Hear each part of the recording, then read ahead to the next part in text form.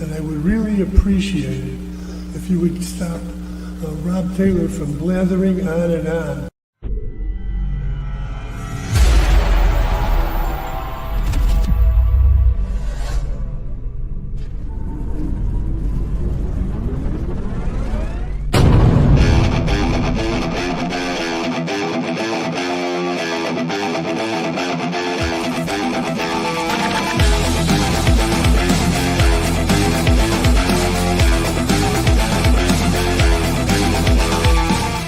Opinions expressed by talk show hosts, callers, or guests on the Rob Taylor Report do not necessarily represent the opinions of the hosting platform, subsidiaries, sponsors, or possibly anyone else on the planet or the known universe. From the tinfoil and lead-lined broadcast bunker on the beautiful southern coast of Oregon, it's the Rob Taylor Report. So strap yourself in. Your weekly political therapy session is about to begin. Ladies and gentlemen, here he is, the nearly famous Rob Taylor.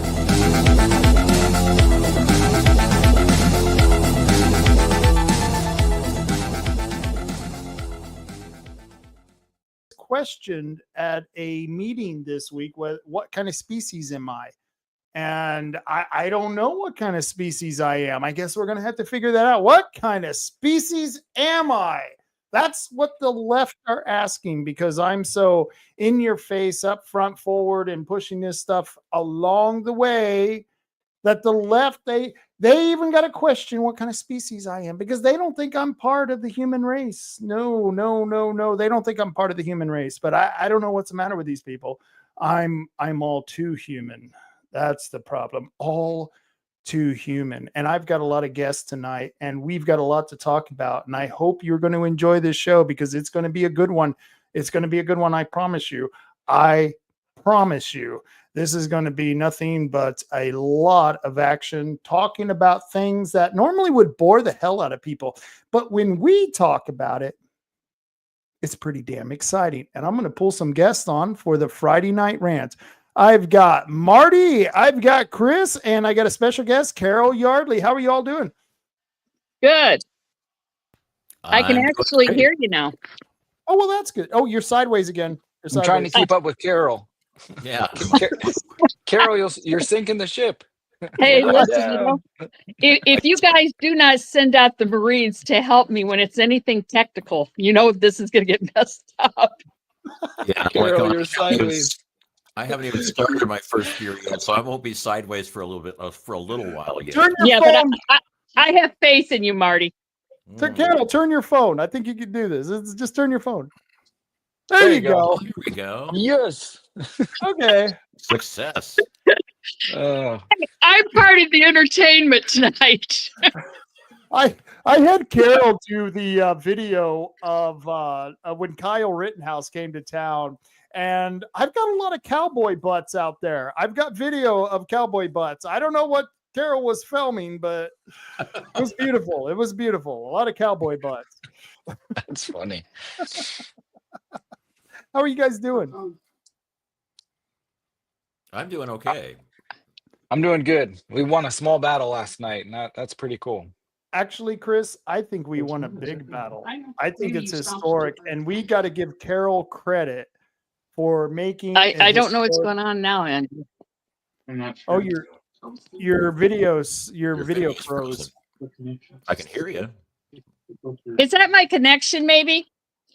Yeah. Might be. There you go. You're back. And now you're back. Oh, no. Now she's frozen. And now she's frozen again. You did say there was a freeze warning out, so maybe that's part of the deal. There is a freeze warning. Oh. She'll get back on here. It's okay. Yeah. Chris, you're looking very gnome-like. It's very cold out there. You are like a wild man living in a cabin. This is so cool. It's like, when I moved here, that's what I told my wife. Living here in Oregon in our house is like living at the lake house. You know what I mean? It's since I've been here, it feels like I'm at the lake house. It's the second house for, all our, opposed to our regular house. It's the lake house. Yeah, and our one house in Bandon is a lake house. So It is a lake, and Marty actually lives in a lake house, and you live in a cabin. That must be amazing. When it rains, it's a lake house. Yeah. So you're saying you don't have insulation in the floors? Seasonal. It I have a sounds- seasonal lake house. Yeah, Seasonal. that sounds like you have some roof issues as well. So yeah, talk about getting back to nature. I mean, there you go. Yeah, it's cold out there. I was out chopping wood today and ironically let my fire go out while I was out there chopping wood. What an idiot. I'm going to see if we can You live do and learn. Oh, she's back. Yeah, she's really having. There you go, Carol. And now she needs to unmute. Now you need to unmute. I'll unmute her. Okay. You have to unmute, Carol. Unmute. Oh boy.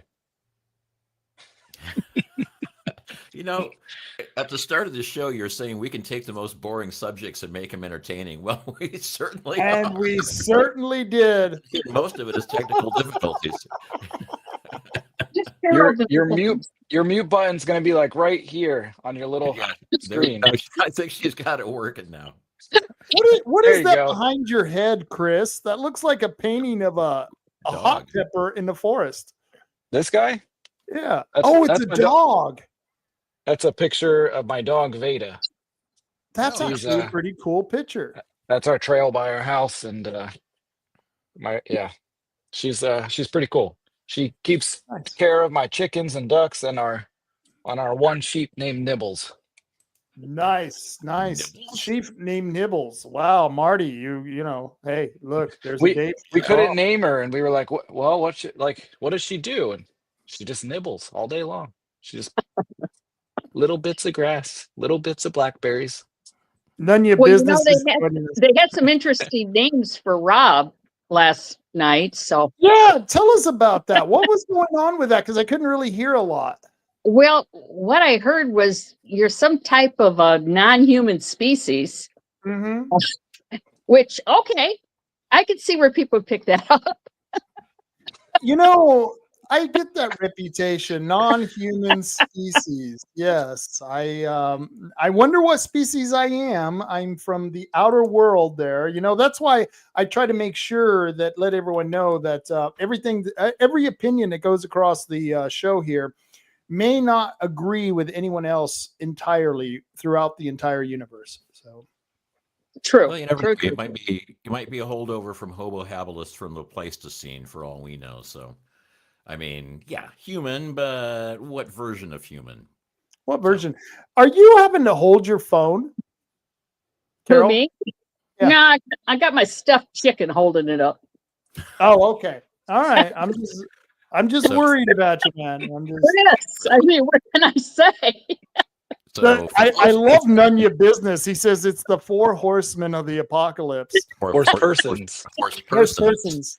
I'm the pale horse. I don't know. You're, what you- I you're have very never triggering said, towards liberals, Rob, for sure. yeah, I have never said I have any type of technical ability, and I'm proving. I've had people say that I'm the north end of a horse walking south, but yeah, as far as horsemanship goes, I don't think I got a point there. Oh goodness. Carol, I have to ask you. You know, we left kind of early, and after I started leaving, I was worried that there were going to be people coming after you for making that vote last night, because I think they had it a foregone conclusion that you were going to approve it. Well, no, nobody. It was calm, so I was a little concerned because there were definitely people not happy. But you know, half the people were going to be, and half the people weren't. There were there were really these people agrees, these people don't. And here Well, you know, and that was for the room. It was pretty evenly divided. But I think if this went to the voters, and I would like to hear all 3 of your opinions. What do you think the voters would have done if it was in their decision? Marty, go first. Well, I'm assuming you're talking about the Urban renewal. urban renewal thing. And my biggest worry is that the voters probably don't quite understand what this whole urban renewal thing is. I don't think they quite understand that what happens is they designate an area, and it makes it sound so great. It's like, oh, we're designated this area as an urban renewal, an urban renewal place, which means if somebody wants to build something here, we're going to give them some tax breaks and benefits and yada da da da. And it's like, wow, that's improving the community. That sounds like such a great idea. What they don't mention is that that area is now its own special taxing district, and all the taxes that would have come in from that district are no longer going back to the general fund. And it's like, okay, that money's coming out of stuff that's paying for everything else that goes on in the county or the city. And it's like, so you put the gloss on it, you put the lipstick on the pig, and you go, wow, that's a really good looking pig. And then all of a sudden you're going, hold on, that's a pig. And for Yeah. those of you tuning in late, we have a sheep called Nibbles and a stuffed chicken holding up a phone. So, and Rob is some sort of species we don't know, and we are the four horse persons of the apocalypse. So this is an animal themed show. Thanks for tuning in to Animal. I like that. So this was the chart, and I honestly, I'll be honest with you. I think this is what won it. And Chris Castleman presented this. Chris, you're a genius. You're a genius. You took their own information, and when you gave it to Dallas Pettenbrink, and he was able to show that in his last comments how much money was going to the urban renewal district, I think people were just blown away when they saw that graph. What do you think, Chris?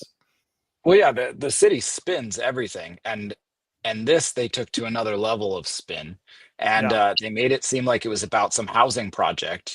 Cry me a river, we need more housing. Everybody knows that, but we don't need to take everybody's tax dollars to do it. Right. But yeah, this graph is they paid a consultant with urban renewal dollars, paid a consultant to put together this presentation. And this was in it. And David Milliron kept telling me, and some other city councilors kept telling me, you got to watch this presentation. So it's like an hour and a half long presentation by this consultant. And this is one of her slides. And it's like, how can you overlook this? So essentially, the gray area at the bottom. So in 1994, urban renewal was created in North Bend, and it froze the tax dollars at that bottom level. So all the taxing districts in the county, the library, the college, the airport, the county itself, which funds the jail, all those taxing districts, the revenue that they were getting within this urban renewal district froze. So it never increased, even though the people paid higher amounts. Every year it goes up 3%, right? Everybody knows their tax bill goes up. But for that special area, it froze. And all the money above that whole blue area in that graph, all that goes to urban renewal. And David Milliron and the city council in North Bend get to decide what to do with it. And it's bullshit. And we just eliminated it. So hopefully we'll see. And in fact, I believe, Carol, that you made a historic vote. And I think I've been doing this for 30 years. And I've gone to dozens upon dozens of taxing districts, the library district. There was a fire district that I spoke with. There was a 4-H district that I spoke with once. And none of them actually knew what tax increment financing was or what it did. They just liked the shiny picture that the administrator would show them.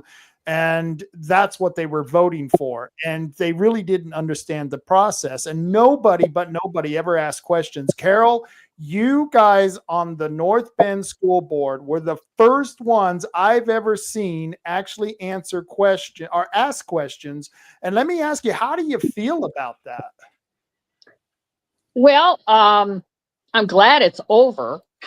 Yeah. Because it's been a lot, and there's so much about this that is a real challenge to grasp. So at this point, when there's that much confusion, and particularly, I personally, I'm not speaking for anyone else, but just myself. I didn't like that with this being such an important issue and so much money, it needed to go to the voters. Yeah. Not to 7 people on a school board. it almost seems like it was unfair that they put the school board in a position of harming the county, Yeah, yet they kept arguing that it would benefit the city. And it was like, well, what do I do in that position? I'm going to hurt one district and I'm going to help the other district. What do I do? That must have been a tough situation. yes, I think everybody had a lot of challenges with this, and yeah, we asked questions. We were surprised that the other districts didn't have questions. You know, I'm surprised too. I'm blown away by this. but then again, I mean, I've never been faced with this before. And I really think it's out of our scope, which I didn't care for at all. And I'm not saying that we aren't responsible for making this vote.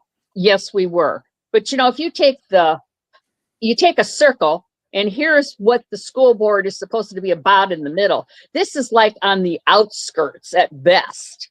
Way on the outskirts. In fact, I think it was unfair for you. Chris, I'm sure you've got something to say about this.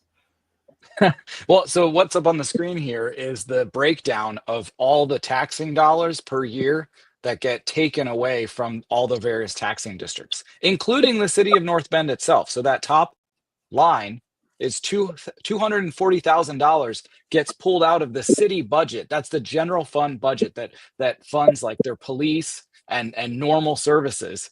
It gets removed, and then they can go and buy breweries and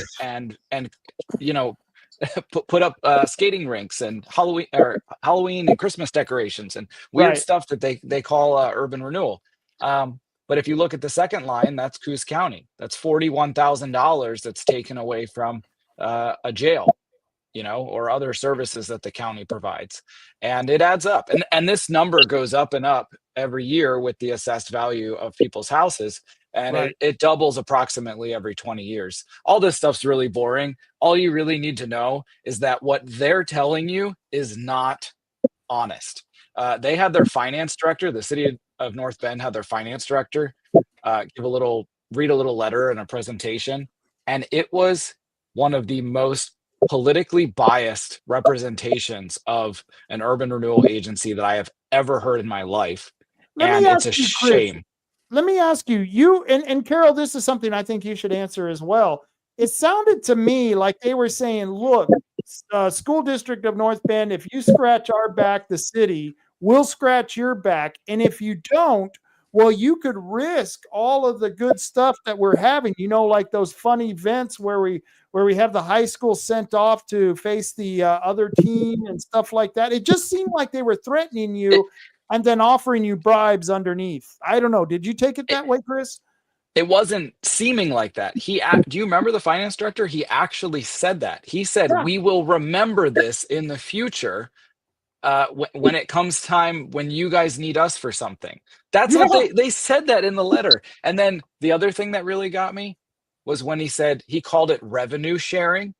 If they reach their maximum limit of spending, essentially the urban renewal district goes away unless they can increase their level, which is what they tried to do last night. So if they reach their spending limit, it goes away, and the numbers up on this screen go back to the taxing districts they belong to. And he called it revenue sharing. It's the money already belongs to those other districts. They have stolen it, and they're being forced to give it back, and they called that revenue sharing. It was beyond me. I couldn't. And I love the term you used. I was calling it a credit card, but you had a much better term. It's a stolen gift card. That's really what it is. Carol, you want to respond to some of this stuff? Well, I know we've been blasted pretty well by the city today for us being so naive to buy misinformation and disinformation, which are just trigger words to make you wonder why that's even being used other than manipulation. I'm sorry. It's there. If this is so critical, and I believe it is, no one's against housing. It's how we get the housing. I just simply believe it should be private, not government controlled. I don't like that. So I felt like they were bringing out every big gun they could to shame us Yeah. into voting the way they wanted us to vote, but we have to vote our conscience. And there were too many things, even though, we've answered all these questions, and they did. I will say they did answer a lot of questions, but every time we got answers to questions, it only opened up more questions. Right. So And- at least that was from my point of view. And let me point out that the board voted on this 6-1. Okay, I guess we lost each other. No, Are you there? I can hear you. Can you hear me? You'll never lose us, Carol. I think we You'll never froze. lose. We're No, always we going to We sit can hear there. Carol Yeah. just fine. It's a frozen picture, and such a wonderfully frozen picture as well. It's Yeah. like, This is actually okay. This is okay because I want to go to some of the comments here. Cheryl Armstrong says, I just show up for the entertainment for the most part. Ha ha ha. I'm glad we are entertaining. Chris looks like a gnome. That's the most entertaining motherfucking thing I've ever seen. I just have to tell you. I don't know. Oh boy. Oregon Outlaw says, to me, urban renewal should consist of getting rid of the homeless and opening the jail. What? Wow. What a concept, huh? I'll speak to that real quick though, Go because for it. I looked at the plan all the way back to 1994 for the North Bend Urban Renewal District, and they're in the 6th phase, and the first 5 phases are like normal projects, like updating sidewalks, street lamps, the boardwalk, parking lots, like normal civic projects that you would think of. All of a Right. sudden, David Milliron and Jessica Engelke come into the mix. And this 6th phase is like buying the Ciccarelli's building and turning it into a brewery, putting this giant Liberty neon sign on the theater, getting a skating rink, renovating a cleaner's building and giving it to a minority business owner. That's discrimination. I mean, like all these weird things that are not really urban renewal. But anyways, go ahead. well, I was It's just gonna crazy. mention the question I had a couple of questions. One, what the heck's the school board doing voting on this stuff? Why the school board? Isn't this sort of a Coos City Council kind of thing? Since it affects Coos County or Coos, Coos, Coos Bay, shouldn't the city council be doing that? And then if it actually affects the county taxes, then why isn't it being done by the county commissioners? And why isn't it being put up for a vote? If it affects every single person in Coos County, it should be something that's on a ballot. I don't get why it's on the school board to do this. Well, they pay for the district pays for the debt is basically what it is. And they pay for the largest part of the debt. And this is why they're saying that we would have been able to keep a certain amount of money inside of Coos County, because now that money that should have gone to urban renewal, is their argument, is going to remain in the common school fund, because the common school fund backfills the school when they pay portion of the urban renewal debt. And they pay about 35 to 40% of the urban renewal debt. And everyone's going, well, that's a great idea, except that Portland and many other large cities have a lot more urban renewals than we have. And they're pulling a huge amount of money from the common school fund, where to the point we're losing a couple of $100 million a year to urban renewal, which is nothing but corporate welfare and criminal welfare. And what should be used for the schools is being used for this garbage that, as far as I'm concerned, is causing the homeless problem that we've got today. I believe that urban renewal has caused the problem of homelessness or contributed to it. And if you look at what has happened with urban renewal growing exponentially, you could take the graph of urban renewal growth and homelessness growth, and I guarantee you they would almost match. And the reason is that they're pricing people out of the market by infusing government money. It's exactly what's happened with the colleges. Chris, you want to respond to that? I can elaborate on it a little bit. So the slide that is down there, the big circle graph, if you can pop that up on the screen. So this is a direct answer why they had to go to the school board. So in order to amend raise the debt limit, the spending limit for the URA, there's a statute that says they have to get approval from 75% of the taxing districts that are affected. So if you Right. look at this graph, the one on the left, 29%, is the school board. Right. And if they don't get that, if they don't get that 29%, there's no way the math doesn't work, and they will not be able to get to 75%, even if every other taxing district agrees, because the school board said no, it's over. And that's why I believe their urban renewal agency is kaput. It's over. And if you watch the North Bend City Council presentation from the summer where they go over this, that's why they amended their plan, because they were told by this consultant that they've reached their spending. And so the urban renewal district disappears unless they increase their spending limit. And it just got denied last night. So Gotcha. they're done. They spent all their money. Well, Yeah. that's a good explanation, because now I understand it completely, that they have to get 75% of all the colored bits on that graph. 75% of them have to say yes for them to increase their spending. And if you Yes. don't get 29%, then there's no way you're going to get to 75. So yeah, now The I most you understand could get why- is 71%, and they wouldn't have made it. So yeah. So let me explain to you how the urban renewal grift works. There's this consulting firm, and it's called the Elaine Howard Consulting Firm, LLC. And she is one of the foremost experts on how to grift all the other taxing districts. And this lady is really good. And I've got an hour-long PowerPoint that basically re-engineers the points that she makes with urban renewal. I show how there's deteriorations in your taxing base. But if you look at this is the Elaine Howard Consulting LLC, and I'm going to read you from this. It says, our firm works with cities and counties throughout Oregon, and cities and counties and ports in Washington to promote development using tax increment financing, urban renewal, as a tool. Our firm is committed to tailoring individual tax increment urban renewal plans to fit the diverse needs of our clients.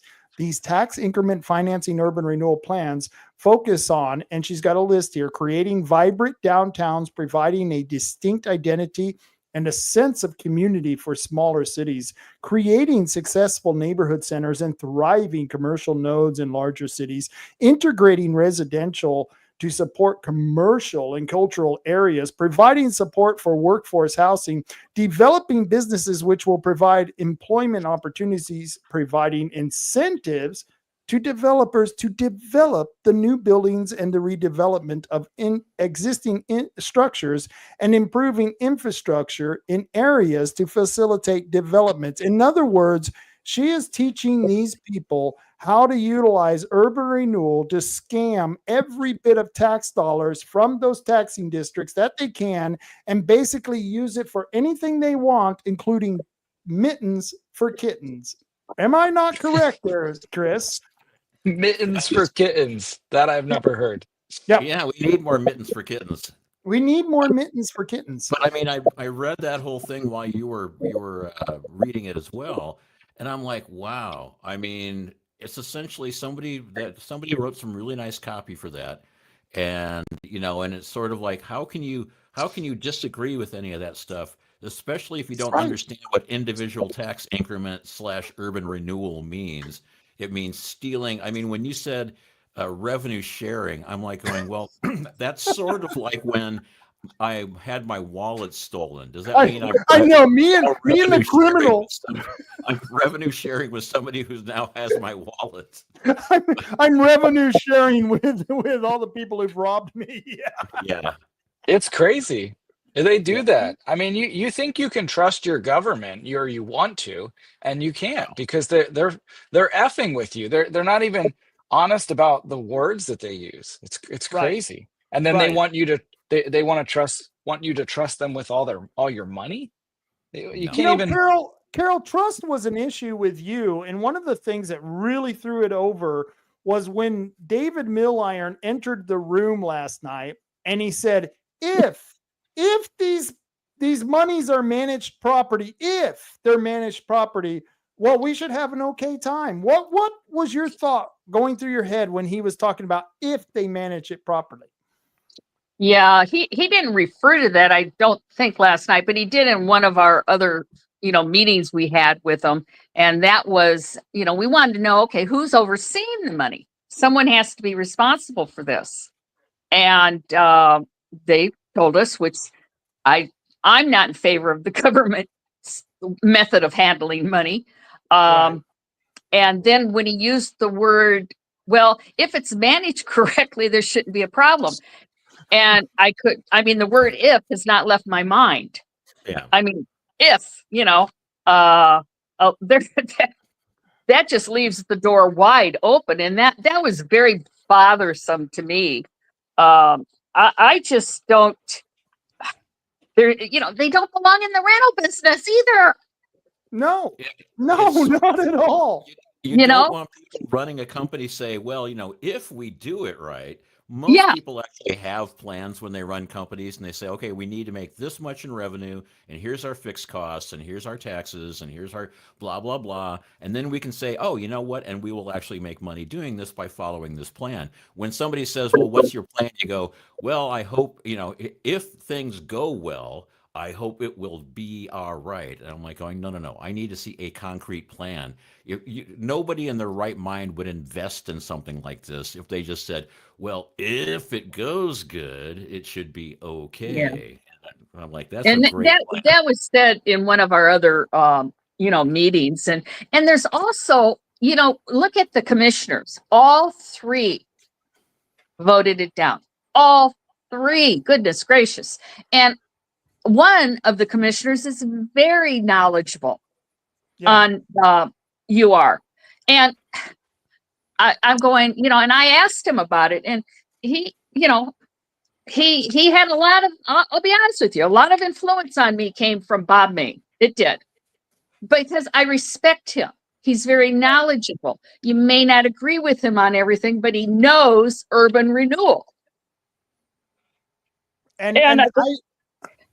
And by the way, Carol, I just got an email from Bob Main. He says, what do you mean they're going to lower the taxes? And so I wrote to him and explained to him what the mayor was saying. And I said, look, no matter what they do, they're going to have to pay that tax amount. They're just going to have to pay it over 30 years instead of what they were doing on a regular basis annually. And so basically the other districts are now going to pay the tax that was going to be taxed on the people of North Bend. And Chris, you understand that, right? Well, either way, it's going to lower taxes. So that's why they were being dishonest. But they were saying that their plan was going to lower taxes. No. There's a statute that forces if they make an amendment to the Urban Renewal Agency, they lose the revenue from bonds and levies. That's Right. why the taxes would be lowered. So I don't want to get into it. I don't think people really care that much. Just understand that if they are putting major spin on this, and they're being bullies, really is what it is. Jessica Engelke and David Milliron are flat out bullies, and they've done this to other people. They did this to Susanna Nordhoff, if you remember, the city councilor. They bullied her, and they did the same thing they're doing to you guys. They put out press releases, and they try and shame her in the public and make her out to be somebody she's not, make her seem like she's crazy and she's following political division. And it's crazy. And they're bullies. And it's a shame, because Jessica should know better. She should be more honorable than that. David's a scumbag, but Jessica should know better.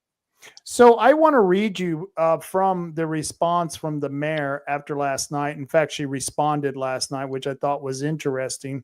And it says, posted Friday, February 7th, 2025, North Bend School Board rejects plan to lower taxes, fund workforce housing, and revitalize downtown, ignoring bipartisan support and risking $4 million in federal funding. What's next for the community? On Thursday night, after 15 weeks of meeting, 49 pages of detailed responses to questions, and over 20 hours of presentations, the North Bend School Board voted 1-6 against the plan that would have lowered taxes, provide workforce housing, and revitalized our community. Now, I want to go down a little bit where she was talking about despite bipartisan community support from business owners, healthcare professionals, educators, and local leaders, the school board ignored the facts and blocked progress. Instead of basing their decision on the facts presented over months of engagement, they entertained public comment from outside partisan actors who presented misinformation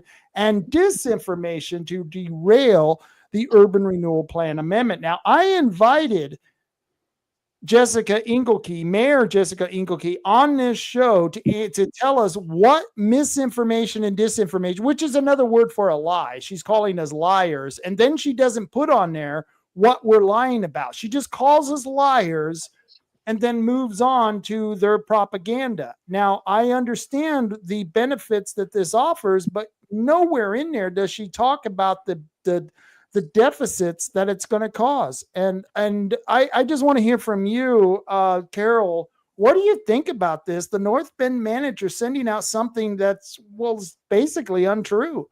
It's a lie. Well, I did not ignore facts. I just did not agree with them. Right. And there's a difference. And I mean, between ignoring facts and agreeing or disagreeing on something here. I think the things she put out was really, pretty nasty. And it's, just meant to get the public all upset. But it still boils down to, okay, great. This is so wonderful. Bring it to the taxpayers. Yeah. I mean, they'll, let them decide, not 7 people on a school board. Yeah, and this was ridiculous that they forced the school board. They basically pivoted you against people on the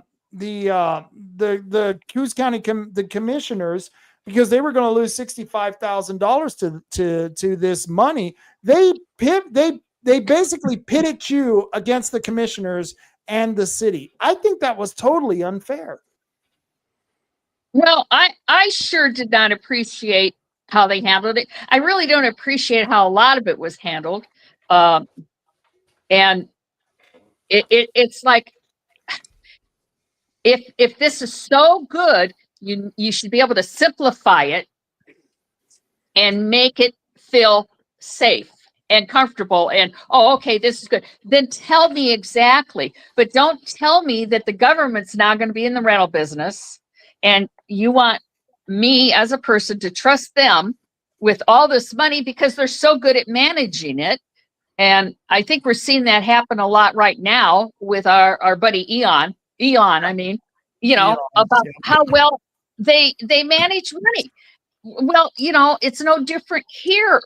And I really appreciated how Chris had presented that, and it's kind of like, here's the piggy bank or here's the cookie jar. And we have no control.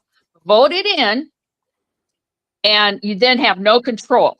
It reminds me of Nancy Pelosi. Yeah. That's all I could think of. It's like a Nancy Pelosi bill. It's real big. We can't go through it. Just vote it in and we'll deal with it later. And they could have changed that plan amendment at any time. They could bring in eminent domain. They can change the structure. In fact, there were 2 lies that I caught that the Board of Commissioners that the school board caught. Dallas Hurd caught the fact that the transitionary status of these rentals was not correct. These are rentals that people are going to rent and then move on to their permanent homes. That was not presented to the board, number 1. And number 2, I heard about 32 units, and then at the meeting they're talking about 72 units. Address that, Carol. Yeah, never in any of the meetings were we told anything about 72 units. Chris? Yeah, so I'm glad Dallas had pointed that out. There was so much going on, it's almost hard to keep track of it all. Right. And I just it's kind of like I wanted to ask them about the property they don't own. And oh well, it's not a problem because of this and that. There's so many things when you give them a question. Oh, it's not a problem. We can do this. We can do that. But they can change anything midstream. Yep. And this 30 years that we're handcuffing people. I'm not going to be here, but 30 years, I've got children and grandchildren, and that are going to be affected by this. And no, I do not agree. So because of that, I guess I'm a jerk. No, you're beautiful. You did. Carol, I have to tell you this, and Chris, maybe you can back me up on this. You are the exemplary representative that we want in our districts. You are exactly the person that I want in these positions because you have the cojones. Yes, Carol has cojones. Carol has the cojones to say no to the Urban Renewal Agency and ask questions before she makes that decision. Chris, you want to respond to that? She's got a backbone. That's what she's got. And I wish we could copy and paste Chris. Carol. That's a lot more complimentary. There you go. Yeah. If we could copy and paste Carol to every school board and every city council, we'd be a lot better off. And you had that picture of Jessica up there. She is a beautiful lady. When you meet with her and you talk with her, she's a wonderful individual, and she's a professor at our community college. Oh gosh, take that off the screen. But my point is she then turns into this nasty, manipulative person when it comes to these political things. And they never should have gone into this to begin with. They acquired this building, the annex, from the county back in 2021 without a plan and without funding. It's now they claimed last night that it's a $19 million project. They didn't have $19 million 4 years ago, and they still don't have it now. And they're just sitting on this property. And because they're trying to take the easy road out, they're trying to do this easy URA thing instead of working their asses off. If they truly believed in bringing workforce housing to this community, they would work their asses off to fight for a private developer to come in and renovate that building and provide housing for the community. But they're not doing their job. They're not trying hard enough. And it's a shame. And I'm actually going to go to the meeting on Monday and Tuesday for the city council and tell them this. I'm going to try and be as nice as I can about it, because I'm willing to actually help them. I would be willing to go out and try and find a private developer or multiple people to come in and invest in this, because I believe that it would be an amazing project. Could you imagine that building being renovated and turned into homes and condominiums or something, and having commercial space on the bottom? It would be amazing, but not with funds from struggling taxing districts in Coos County. That's a no-go. And their rendition of the building that they wanted to put up was beautiful. I would have loved this. This would be great. We would all support it. But not if we're paying for it, because I shouldn't be paying, and none of you should be paying for somebody's else development. And they were being very dishonest. The finance director and David Miller and the city administrator were being very dishonest. The major question that was asked, I think it was Dallas was asking, was, is there going to be property tax revenue generated from this building? Right.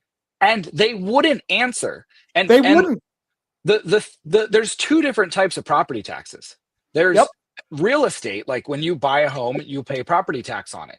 Then if you're a business, you pay property tax on any assets. So say you're a restaurant, you pay property tax on a refrigerator or your cash register or the tables in your restaurant. You pay tax on that every single year, just like you would real estate. And they were being sneaky. They were saying that, yes, it would generate tax revenue on the commercial pieces, but that's only because those businesses pay property tax on their assets. It's not a tax revenue generator any different than those businesses being in any other leased space in the community. So it's bullshit. They were lying. It is not it's not on the tax rolls because it's a public project. So they would be exempt from property tax. So Carol, that's your answer that they would not give you.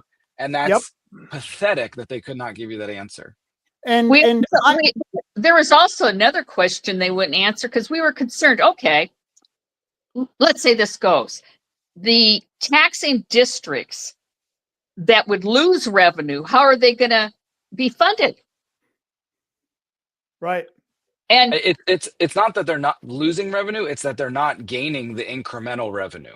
Every year everyone's property taxes go up and up and up, but these taxing districts are pretty much static. They're not changing. They're getting the same revenue that's year the in and year problem, out. because taxing districts have to face the same things that a business does. You've got more money for employees that you have to pay. You have to pay for the retirement. You have to pay for maintenance. You have to pay for the inflation.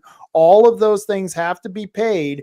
And if you're not seeing an increase in taxes, well, then you're not covering the cost of your district. And the question is, well, where do they get the money? Well, I'll tell you where they get the money. You remember that library tax that they wanted to pass in this last election for Coos Bay, and it failed? Well, part of that money in the urban renewal area, if that tax would have passed, the increase in taxes would have gone to the urban renewal agency, rewarding them for the theft of the taxes in the first place. Which is why when they offer those levies, they always have to be higher than what they actually want, because they have to account for the theft of the urban renewal agency. That's But can I just say before I forget, Rob, you deserve an immense amount of kudos, because you have been fighting this urban renewal thing for decades. Yeah. Passionately. Like, people, if you're watching this and you don't know, this man over here, Rob Taylor, has been fighting this, researching this, advocating for this. It's incredible what he's done. And I'm not just blowing smoke up your ass, Rob. Like, you deserve absolute major kudos. He works, like, the past probably couple weeks, you've been working day and night to get this stuff out, get the information out, talk to people. You even convinced me to look into it a lot more than I needed to. But it's a good thing. I'm going to tell you a story right now why I do this. I had a gentleman who I got introduced to back in the early 90s in Albuquerque. And this gentleman owned a pig farm in the South Valley. And this was a beautiful pig farm, just like any pig farm. It had its smells, it's had its works, but it was there for almost 100 years, And Urban Renewal wanted to come in and use eminent domain to take his pig farm. And they were promising the people there that they were going to put up this amphitheater. Well, they got an amphitheater, but it was in the North Valley, not the South Valley. And they took this guy's farm. He was 90 years old. I remember this poor old man. And they took his farm that has been in his family almost 100 years. And they took this farm from him because people, they were upset by the smell and stuff, but he was there way before they were. And they took this farm and they put up a waste treatment plant instead of the amphitheater that they were promising. And this is urban renewal. This is the promises of government. Promises made, promises not fulfilled. And so I remember this old man. He was living in a hotel at the time. He was a broken old man. He lost his farm because they gave him eminent domain, and he was living in a hotel, and he was a broken, battered old man. And all I could think was, they stole from this old man. And as a young man, it's my job to fight for the rest of my life to make sure that no more old men have to suffer the dangers of government overreach. And this is what urban renewal has done. Urban renewal, if you go back and historically, it was one of the most racist policies that were ever created by the federal government. Other than slavery, it was one of the racist policies. And this is why I've been fighting for this. And it's even more insidious because I believe that urban renewal and these economic development schemes have actually contributed to the homeless problem that we see now. It's not drugs. It's not the inflation. It's not the economy. It's the fact that we have government in our housing market, and they're inflating houses, creating these bubbles where we're paying too much for what we got. And it's not right because they're milking the taxpayers. And that's what I believe. So it sounds like a county level version of U.S. aid. It is and we're going to talk about that in a few minutes, but we've got so much more to talk about this urban renewal. And I want, because there are so many people who are commenting on this page, it says, Guy Robinson, he says, until the district is gone, it's not over. And that's the scary part. Chris, you want to address this? Because I know you've got some comments on it. So I'm about 99% sure on this, but their city of North Bend, they hired this consultant and she evaluated their urban renewal agency status and gave them a presentation this summer. And essentially what she told them was, if you don't increase your limit, you're done. They didn't even know, but they had already reached their limit. So they talk about debt, urban renewal, they say debt. It's not really debt. It's because when you think of debt, you think of a loan. Like you get a loan for $10,000, you pay it off, or if it's a credit card, you can do that over and over again. This is not either of those. This is a gift card that is given to the city of North Bend, and it was roughly $12 million back in 1994. You're given a gift card. So once you spend it, it's gone, and you don't get another one unless you ask for it. And that's what they did last night. They were asking for a $34 million gift card last night. And luckily, the school board said, no, thank you. We're not going to do that to the taxpayers. And Carol's brought it up a couple times, and I brought it up last night. If the city had gone to the voters, put an advisory vote on the ballot for all of Coos County and said, would you guys be okay with us increasing our debt limit to $46 million, and explained it all and allow the voters to vote on it, and came into that meeting last night with a printout from the clerk's office that showed that like 60% of voters were in agreement with them? Carol, wouldn't that have made a big difference to you if the voters Carol, were what would behind you have this? decided then? Yeah, absolutely. But that was one of the major issues. I didn't feel the people knew what was going on. I was having a hard time with it. Yeah. And I went through tons and tons, and I've asked a lot of people and talked to a lot of people. I said, do the voters even know about this? And they did not. Yeah. And Yeah, most people don't know. That's a lot of money. Yeah. They don't even know it exists. And then even once they know it exists, they look into it, and it's hard. It's like crazy to try to get through all the weeds and to get just to the crux of it and figure it out. Just like even this question, is it gone? Like, I've done so much research over the past week, and I mean, I can say with pretty good confidence that it's over, because it's over once they spend all the money, it goes away. But is it over? No one knows. We'll have to hire a consultant to figure that out. It's crazy. And how much does that consultant cost, and who's paying for the consultants? I mean, it's like the other question that I had, it's like, okay, well, to be honest with you, I'm pretty certain that most people don't understand how this stuff works, because I didn't understand how this stuff works. Right. And Marty's a genius. And Marty's a genius. Yeah. I wish I was as smart as everybody thinks I am, because maybe I just look like a genius because I have like gap in my teeth or something. I don't know, but it's the whole thing is that, Chris explained it. I was like, okay, I get it now. It's like a gift card, and that's why I didn't get it before. I just assumed it was like, okay, well, they get this amount of money, and then they give tax breaks to businesses that want to come in and do things. And they didn't say, oh yeah, and by the way, we're going to become slumlords, and we're going to have all this other stuff that we're going to be doing. And it's just like, I didn't know any of that. And I was like, and I'm reasonably astute about some of these things, but I was like going, I didn't know why the school board was having to vote on it. I didn't know it was a gift card. I thought it was just this goes on in perpetuity, that they're always going to get this money. And it's like, I would bet you most voters don't know about that. And here's the thing. You said about an advisory ballot measure. The city, these guys can do this, and it doesn't cost anything. I mean, if there is a ballot going out, then adding an extra question doesn't cost the county an extra dime. It doesn't cost anything. And if it's a county measure, you have to get 2 out of the 3 commissioners to say, okay, we're good with this advisory measure. And that's what we did with the wind turbines.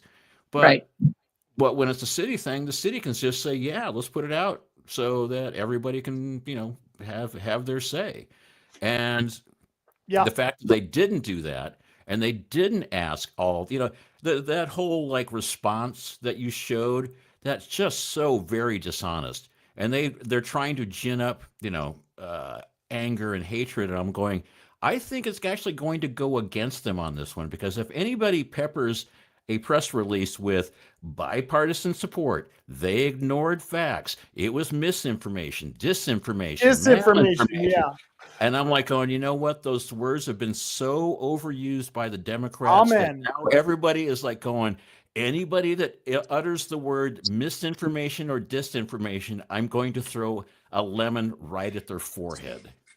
Yeah, and that was that. She sounded almost like David Brock Smith. I got to read this. I just got a message. This is anonymous. I don't know who the hell sent this to me. It says, question: Mill Iron talked about a parking garage between McPherson and Union. Would they have used eminent domain to take that property? And I will let Carol answer that first. Oh, well, let's just say they kept saying no, they wouldn't. But just kind of like if however, if things change and we have to do this for the well-being of the community, I would have to say I didn't trust that. First off, they know their answer on what they would do with that property. Right.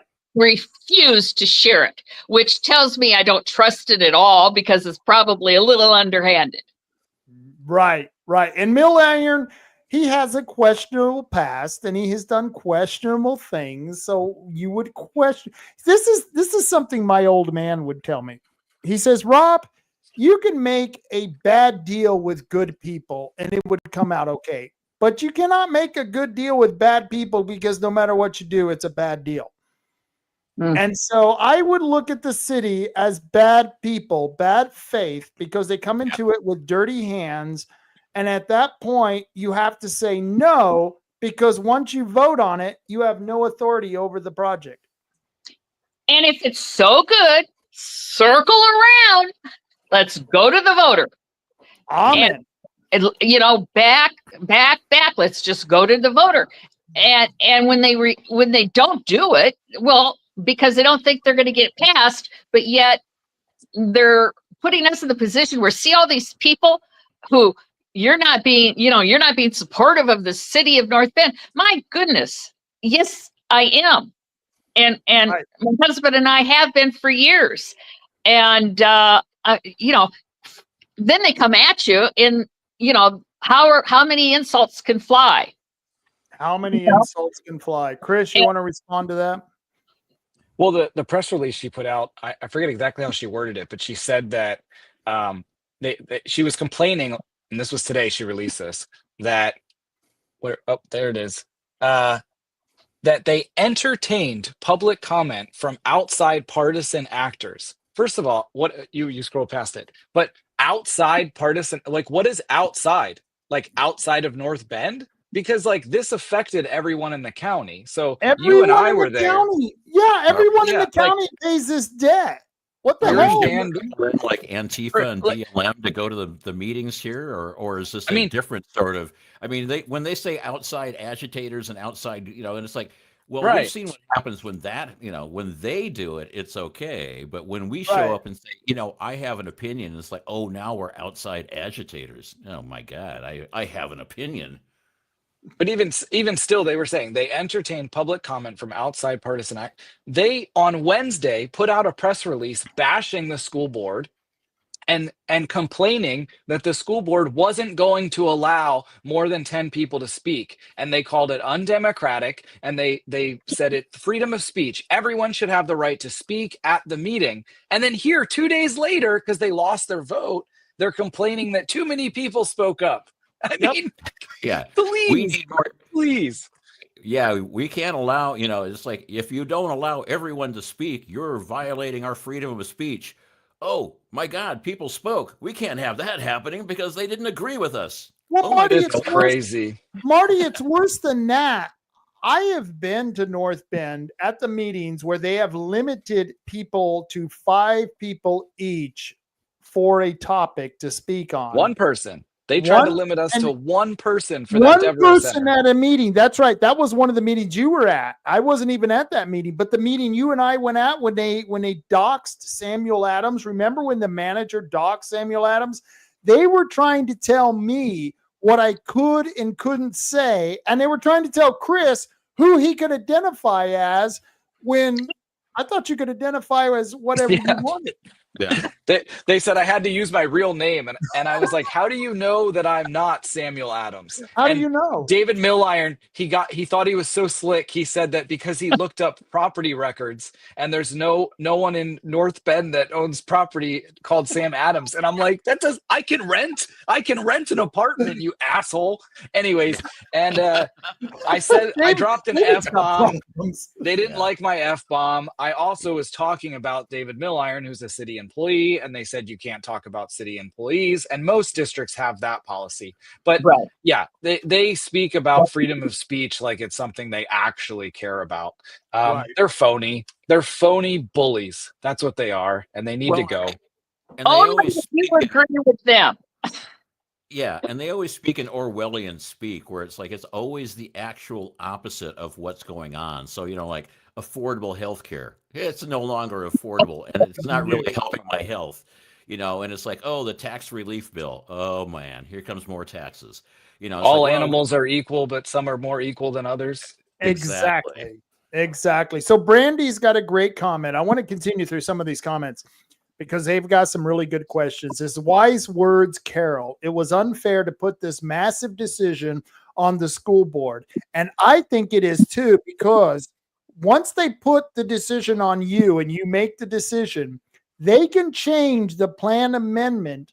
And then you, who made the decision, the district, is held responsible for the actions of the city, and you have no authority over those actions. Respond, Carol, please.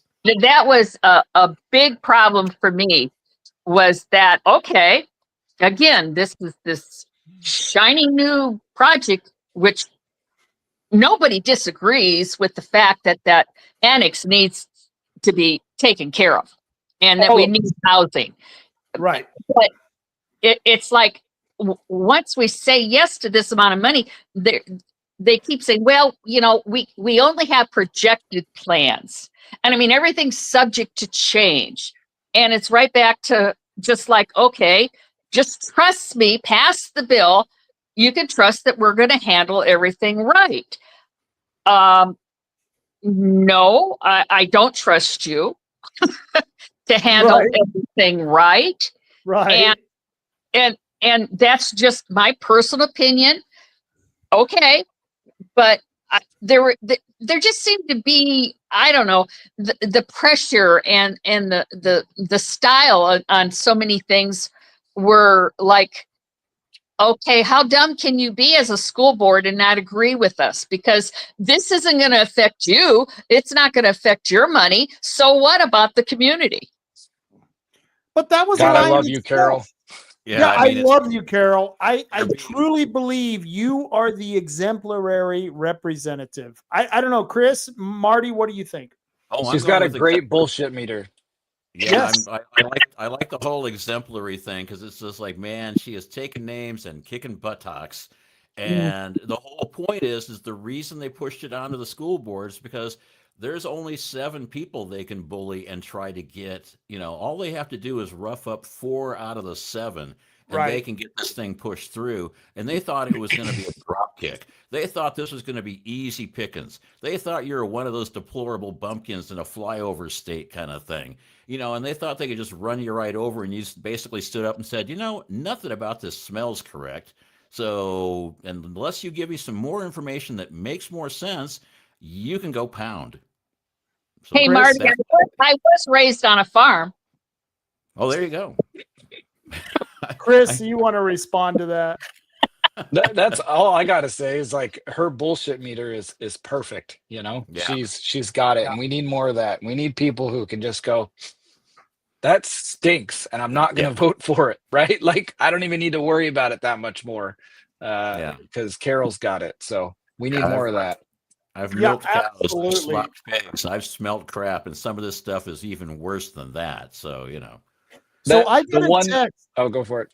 I got a text from Matt Hamilton, who's a city councilor on the city of North Bend.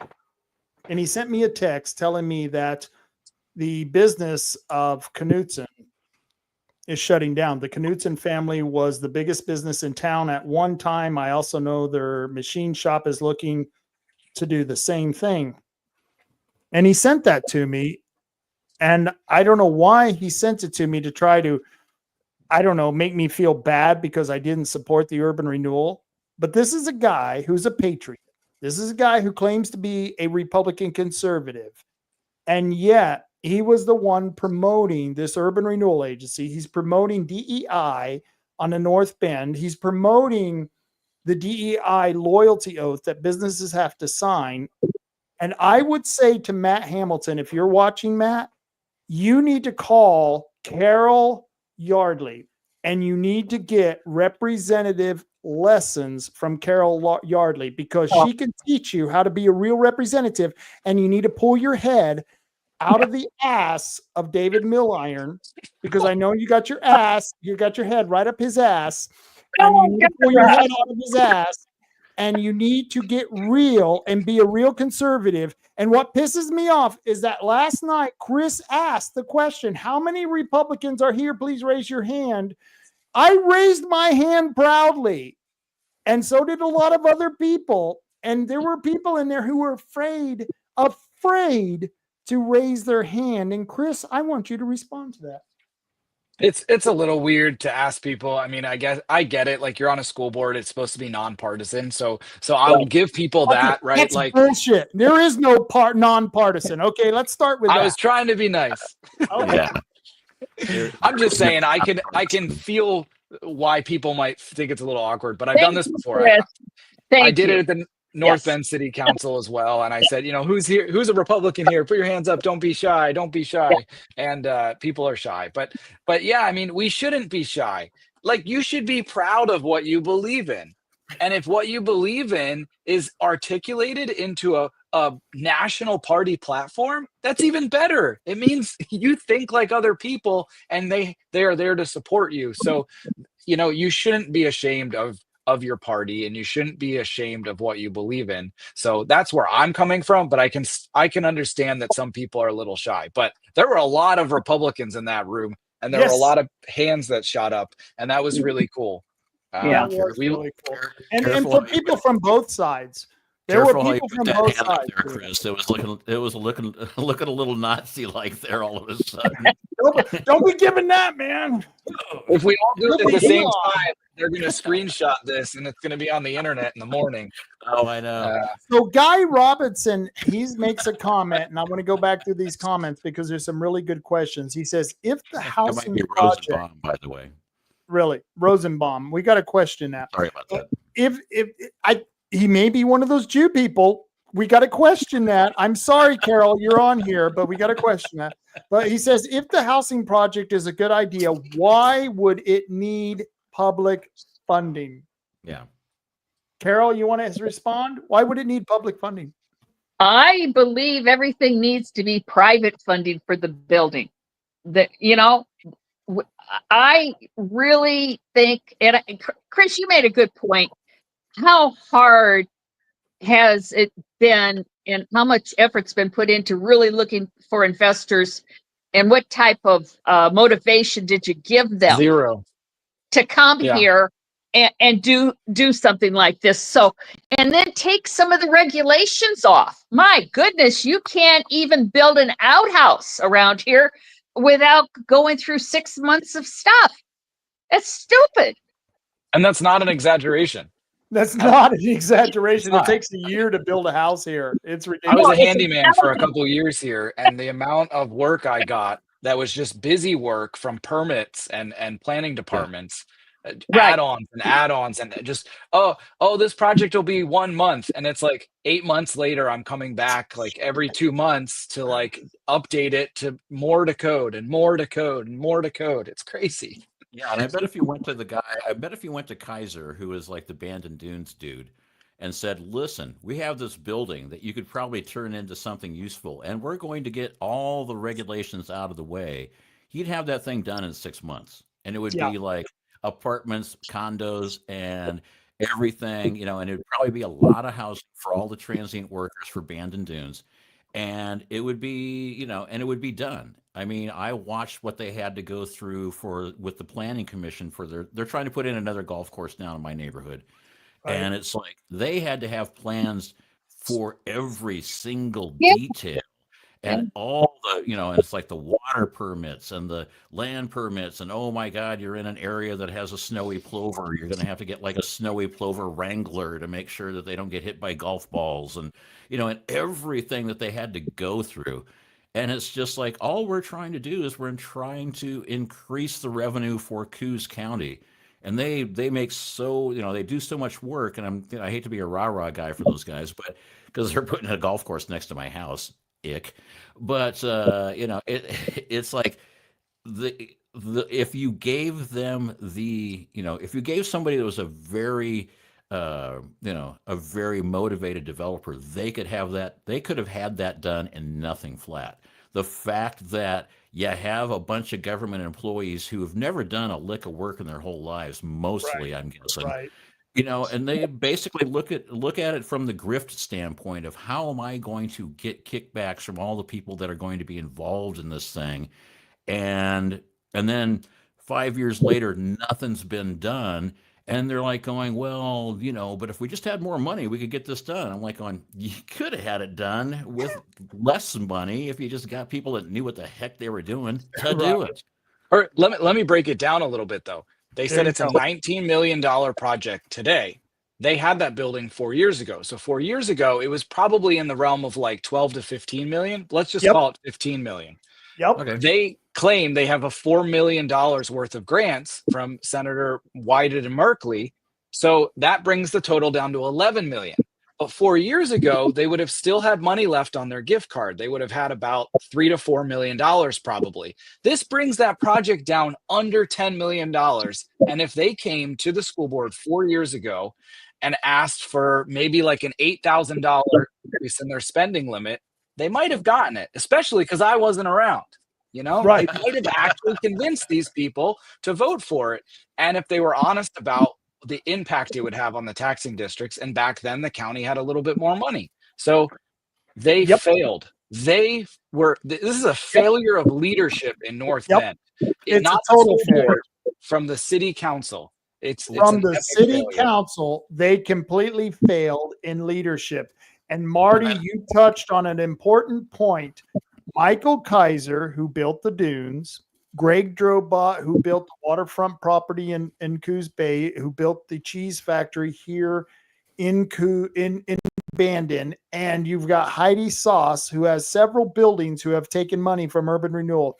Every single one of those developers, who, believe me, are much wealthier than God, those people would have developed those properties with or without the urban renewal money. And those are not my words. Those are their words. In fact, Michael Kaiser said he never wanted the enterprise zone tax reductions that they were offered to him by the enterprise zone. And he took it because he's a smart businessman. And I give kudos to Michael Kaiser for doing that. And I give kudos to Heidi Sauce and Greg Drobot for taking advantage of the system. My problem is with the system. One of you respond to that, please. It's not just the annex, though. There are other projects. So do you know where the Pony Village Mall is? On the other side of Virginia, there's a property there. Yeah. What do you call it? I call it the Dead Pony Mall, because every time I go Dead by Pony there, Mall. I'm like, I was like, going, wow, I bet that used to be I remember going to that mall in high school back in the 70s, where it was like, that's where you went to go see movies and whatnot. They And it only was let you in if you had bell bottoms on. Yes. pretty much, yeah. And There you go. bell bottoms and Farrah Fawcett hair. I had them both. And but anyway, I mean, it was a vibrant mall back then. And then a couple of years ago, I went by Speaking of very closet, there seen us. Oh, geez. There. Yeah, I'm not using that for a pinup poster though. Sorry, Rob. But I mean, it's just like the mall was like a dead zone, and I'm like going, it's not the Pony Mall anymore; it's the dead Pony Mall. But and you were alluding to it, the area across the street, they were actually starting to develop it. The area between the mall and the airport, and the Yep. developer came in and actually started working on it and Yep. started improving the ground, and then. And maybe you can elucidate on this. And then somebody came in from the city and said, Yep. no. David Milliron. So David Milliron. hold on, guys. Hold on. I want you to tell this story. I'm going to bow out because I have to go to the restroom. Okay, I apologize, but I'm going to bow out and I'm going to put Chris Castleman in charge, and I'll let you all talk amongst yourselves. Okay, so take care of it, David. We are in all the world of hurt now. The show's gone rogue. Yeah. But anyway, no, so they were trying to develop that area between, the main road and the airport, and they actually started working on it, and it looked like it was going to be a pretty cool development from all the plans that I saw. And then all of a sudden they got the rug pulled out from underneath it. And as you were saying earlier, it's like, and I think Rob was saying, so for 4 years they had this annex property and they didn't do anything. They didn't find developers. They didn't come up with a plan for it. And now they've got their tin cup in their hand going, but trust us, this time we're going to do something. And I'm like, oh, well, you had 4 years to prove you could do something and you failed. And now you want more money to fail even bigger. That's a big no. So Carol, thanks for standing up and saying that's a big no. And Chris should be able to explain more about how that land was kind of going to get developed and then didn't. So I've spoken to the developer as well as the assessor, the county assessor, who had a lot of knowledge on this because he was dealing with the property and the laws involved with it. So essentially, because the airport's there, they have the planes are coming in. So they have regulations on how high the building can be, right? Like if you build something there, you can't build like a giant Holiday Inn with 14 floors because the planes will run into it, right? So it sort of makes sense. But essentially, as a pilot, I know the FAA has regulations on how high buildings can be within a certain glide path of the airport, because when you're flying in fog, you want to make sure that your glide path isn't going to go through the top of a building. Right. But the developer came up with plans that worked within those guidelines, and the David Milliron, the city administrator, essentially railroaded, steamrolled the whole thing and got it stopped through legislative tape. And he claimed that it wasn't him doing it the whole time. Meanwhile, he's pulling all these strings to make sure that this project doesn't go on. And I have no clue why. I have no idea why, but essentially we could have housing over there across from the mall, which not only would give us housing, but it would increase the economics in that area. And the mall would go up, yeah. Oh, sure, that mall would improve. For sure, it would improve. Yeah, but I mean, there would be people living across the street that'd be like, well, hey, let's go to the mall. Or there'd be, it's like there's a whole lot of things that could go good. My big question is why did he have the carpet pulled out from underneath? I have no idea. He must have some other idea for that project or something. Some side plan going on where it's going to benefit him, I'm guessing. So how long have you been on the school board, Carol? Oh, I guess 2.5 years. Okay. Is it everything you ever wanted out of a school board position? It might just be a little bit more than I thought. Do you have the right to hit people over the knuckles with a ruler, or is that only for a Catholic school board? There you go. They won't give me that hammer thing.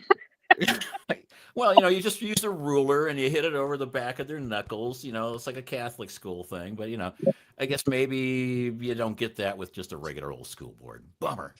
Yeah, so regular old school board. Regular old school board. We don't be cracking the knuckles there. MJ Gold. Oh, by the way, I just got a complaint about the school board. You let that girl that spoke got 3 minutes. And then the boy who spoke, he got all the time in the world. What was that? What was that all about, Carol? Hey, we favor our students. So there. Okay, They're, all right, I'll go with they're that. great kids. We have some really good kids. Yeah, oh, he Poor was MJ's been hilarious. trying to ask these questions for an Oh. hour and 20 minutes. I know, since 8:22. So MJ says 2 questions for Carol. In the pockets you were given, was there ever a blueprint of the building? Also, on page 10, it states the housing was limited to educators, healthcare workers, public safety persons, and public Pacific Coast intermodal port project persons, which hasn't even been started. So my question, I guess she's asking you, is what do you think they were trying to propose as far as the people who would be staying in these new facilities? Well, they kept referring to, the educators, the traveling nurses, doctors coming in, things like that. They didn't give us any particular. They had well, here's what we project. We'll have so many 2 bedrooms, so many 3 bedrooms, 1 bedroom. But the whole idea was supposedly to bring in families. Mhm. And, nobody's ever had an argument that we need the housing here. No, not at all. Nope. It's just a matter of how do we get it? And Right. and not to repeat myself, but whoever's listening, if you have any control over these people who have these regulations to pressure them, they have got to be controlled so people can have leverage, can do something and give We, them some incentive. we should be a sanctuary county or a sanctuary city for Right.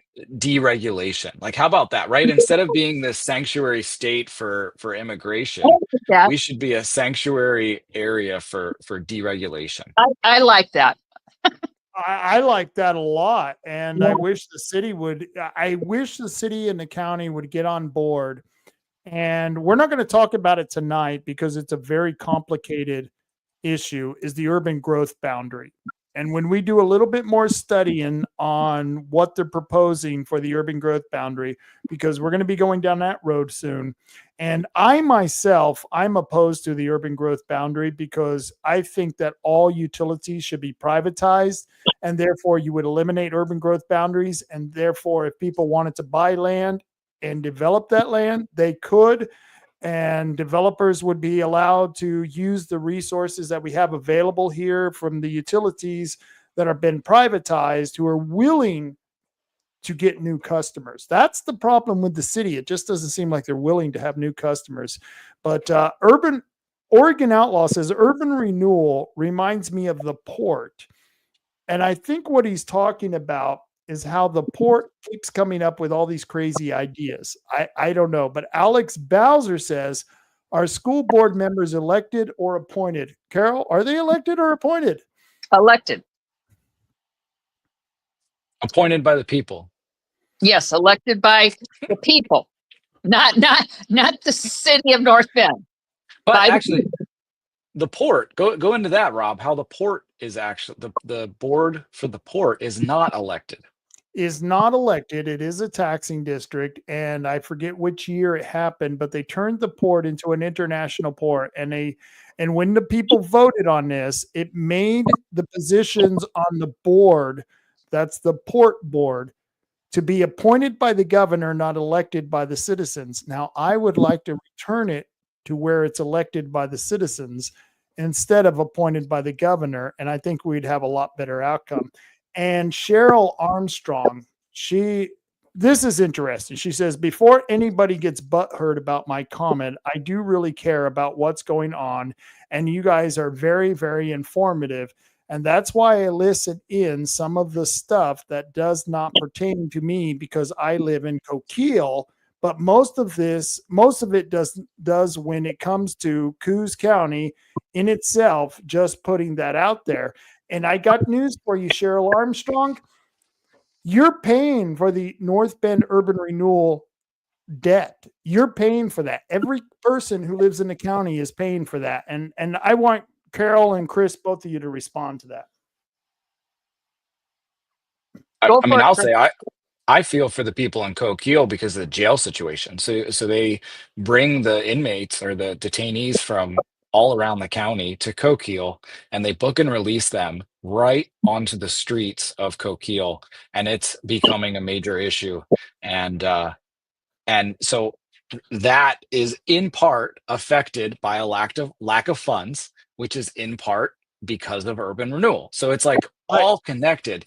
And that's why I really appreciate the school board vote, because they looked at the bigger picture and they said something's wrong with this bigger picture, and we can't just rubber stamp these things and approve them without thinking of that bigger picture. And people like that, thinking that way, controlling a board decision that way, is how we're going to make progress around here, by reversing all of these bad decisions that have been made over the past couple decades. Well, that was one of the concerns I had, and I know we were elected to, help direct with the school, granted, and our students. My question was, okay, but now we're having this crime problem, and we're having the problem with the Coos County having to shut down this and shut down that, and not have as many sheriffs and the pod. So these students, are they not part of the of the community? I'm going, how do I separate that? You're telling me it's not just isolated to when they're in school. They go home to their mom and dad, who are and they're all part of the community. So this wasn't just, what's the big deal? It's not affecting the money you get. But it was affecting the money you get, because it still comes out of the common school fund, and we all pay income taxes. I don't know about Chris. Chris is a tax evader. I don't know. We'll have to talk to him about that. But we all pay income taxes, so we pay for that common school fund, and every year they want to increase our taxes for the income that we make. So yeah, it affects us. There was a good question just in from Bo Dunlap.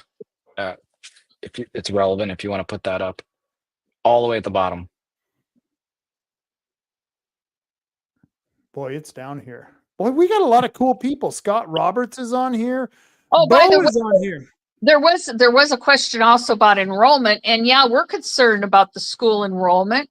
That was another one. Let's deal with this one first, and I want to go back to that enrollment, because that is important. It says, Bo Dunlap, it says, wasn't urban renewal designed to only use property taxes from the properties within a specific urban renewal zone? And yes, but urban renewal was only supposed to be used to remove blighted area, not to redevelop the area for the developers who are going to develop the land and then resell it. Well, and he's right. It does only take taxes. So like only people within an urban renewal zone will see that line item on their property tax bill.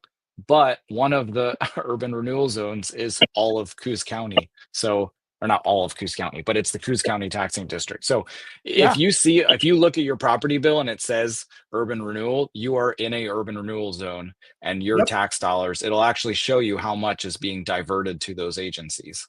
And every person is in an urban renewal zone, because the county, as along with the cities, most of the major cities, that would be Coos Bay, North Bend, and Coquille and Bandon. Bandon has the second largest urban renewal agency in the area.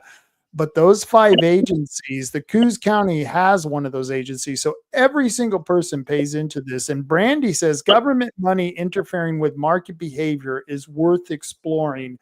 And Brandy, I couldn't agree with you more. I think that there is a huge problem with our market, because the government is causing these bubbles in the real estate market that are unnecessary and contributing to the homeless problem. Carol or Chris, you want to respond to that? Well, Brandy's kick ass, and she's starting to get involved more and more, which is awesome, because we need more of that. And one of the things she came to me with earlier, or at the end of last year, was this Doge thing, this thing that Elon is putting on, the Department of Government Efficiency. She came to me and she was like, "Why don't we do that for Coos County?" And I was like, "Yes, Absolutely. So Yeah. I messaged Rod Taylor, the commissioner, and next thing you know, it's on an agenda and we're at the county commissioners meeting talking about it, and then nothing.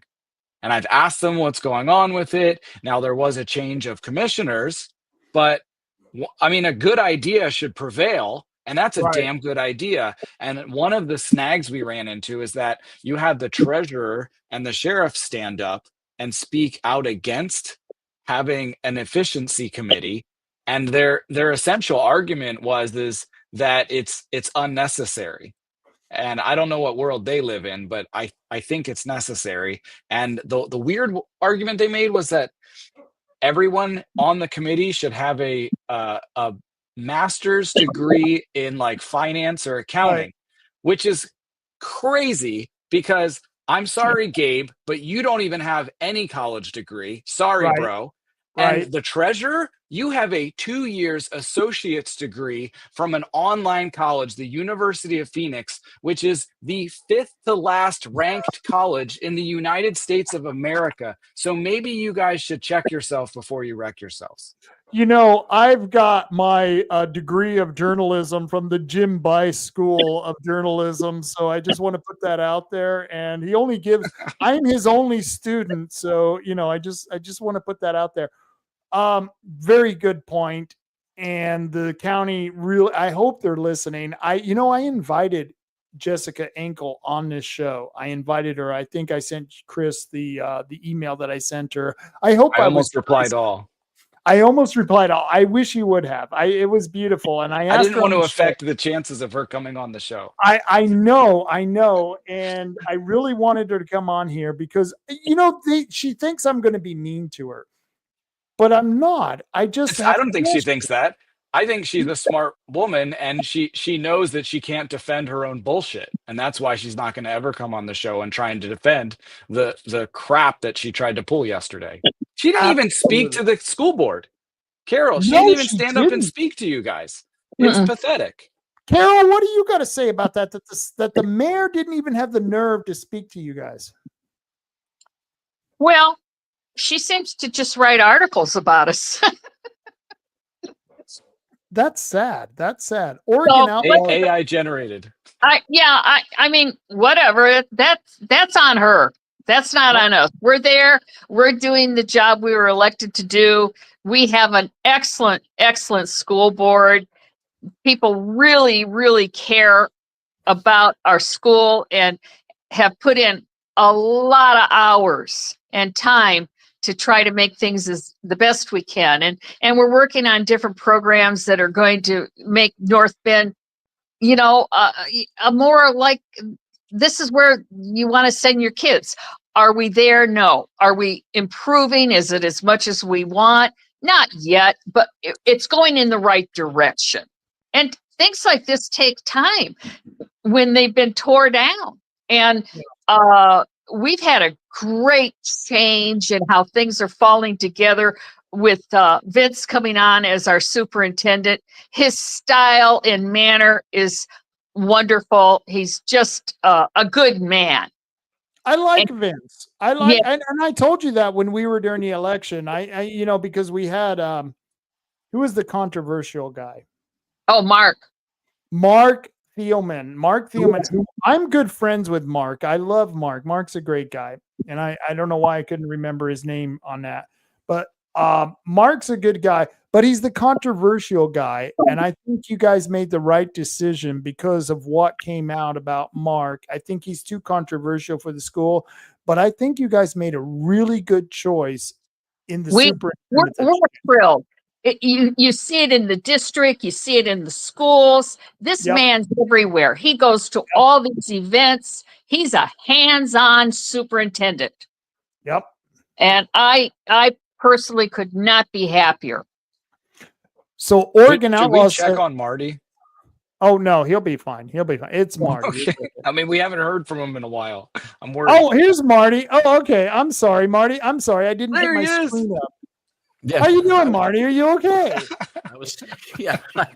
Well, you said you had to go do a bathroom break, and all of a sudden my bladder went, yeah, that's a great idea. You ought to go now. And I was like, okay, I should. You guys are old. Yeah. We are old, okay, and I'm so thankful that we have younger people to replace us. Oregon Yeah. Outlaw says this is starting to sound like you said, and you know, when I was at the meeting last night, that's all I could think of was Elon Musk and the Doge campaign and what Chris was talking about. It's like if Elon was there, he would have stood up and said, "Are you freaking crazy? This is nuts." Yeah. You give me access to all the computer systems in Coos County, I can do an Elon on these guys. So yeah, there we go. That would be a beautiful thing. I'm working on that, Marty. I'm working on that. So Scott Roberts, let me give you guys a background on Scott Roberts. I hope Scott is still listening. Scott is one of the most incredible people I know. He's a dentist here. He's an oral surgeon, and he's incredible at what he does. And he was a candidate for Was he a tennis player? I'm not sure if he was a tennis player, but he was a candidate for against gosh, I'm trying to think. I think it was Peter DeFazio. I may be wrong. Scott, if you're listening, please correct me. But Scott was one of those Republicans that was like a Carol Yardley Republican. And he was in the audience last night. And it was beautiful because we were cheering on Michelle Roberts. I don't know if you guys remember cheering on Michelle Roberts. We were cheering her on because she had some great comments. And he was sitting there going, "That's my wife. That's my wife." And I'm all, "Hey, Scott, I haven't seen you in a while." And it was really cool to see him because I was very impressed with Michelle. Michelle was great, man. Yeah. Like I said, we have some really good board members, and Michelle's just been a great asset. And Scott's a wonderful person all the way around. You know, it was disappointing that he didn't, because he worked hard on that race, and that he didn't get it. But other plans were in the mix for him. He was, and to be honest with you, I would like to see him run again. I would think he would be a great commissioner. If he was to run for commissioner, I know he would win. But the problem is that he's a dentist. He's a full-time dentist. And I imagine we've got like 100 positions open this May for all sorts of taxing districts.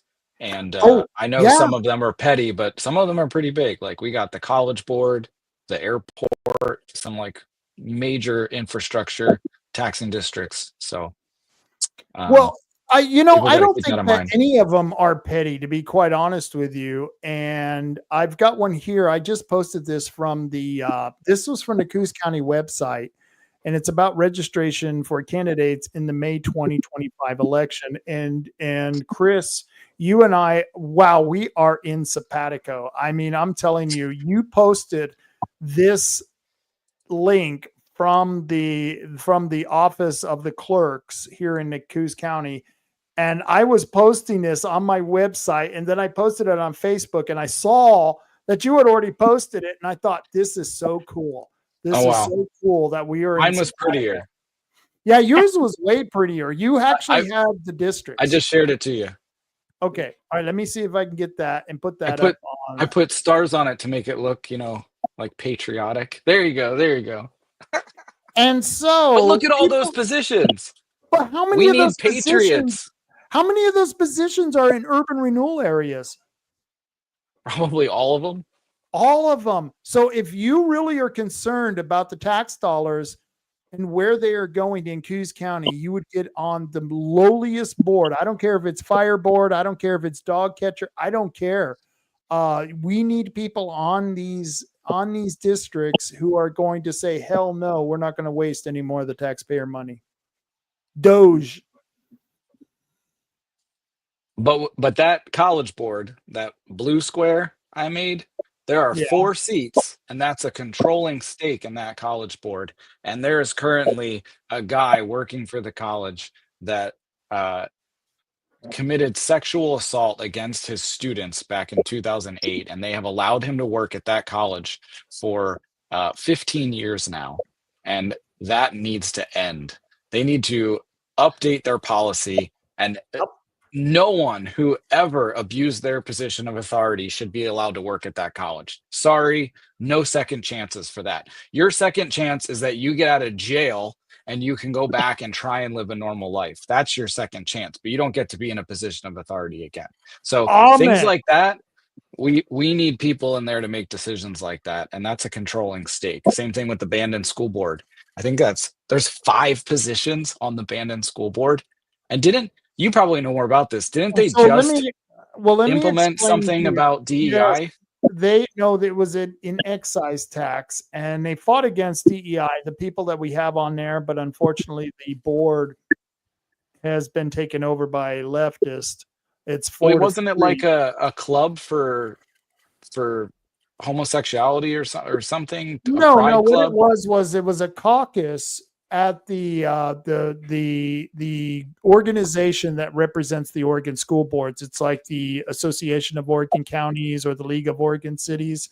It's whatever represents the Oregon school districts. And once again, it's for insurance purposes. They use this organization so they can all bundle their insurance. But in turn, they have these political things where they go back and forth, and there's a board. And part of the board now is made up of a gay lesbian alliance that the band and school board voted for to put in that position. And of course, we were against that because it was going to be nothing but DEI garbage that they were going to promote. And so we're now going to try to change the board of band. So I talked to David Heisel and Stan Avery, who are on the board, and I was very upset. But I will have you know that David Heisel and the superintendent there are going way out of their way to make sure that DEI isn't infiltrating their school district. So I may have to end up supporting David because he says that he has 4 other conservatives who are willing to run for those positions.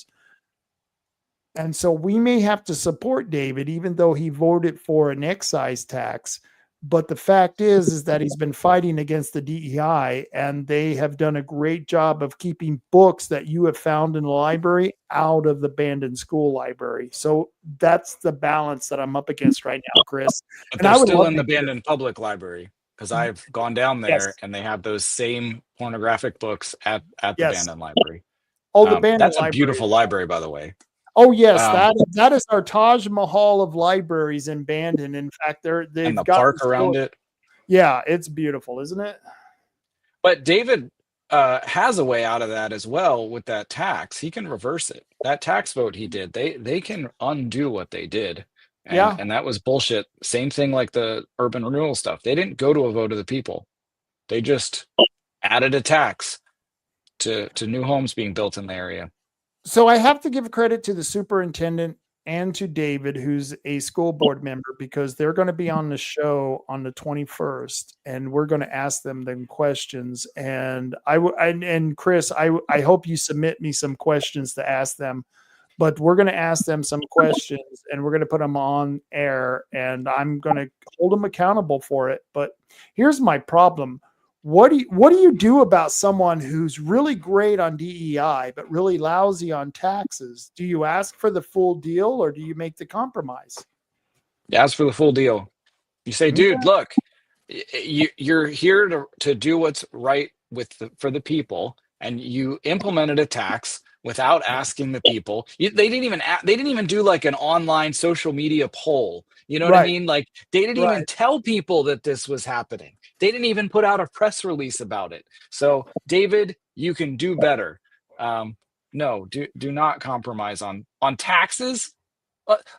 This is a huge tax. You're going to build a home in Bandon, and it's like a $3,000 tax on a 2,000 square foot home. Huge. In addition to all your other shit you pay. And then they're always barking about the fact that we don't have enough housing, and now you're adding another impediment to adding more housing. That was my argument. Yeah, and I'm like going, how does this please explain how this makes sense to anybody that has a half a brain.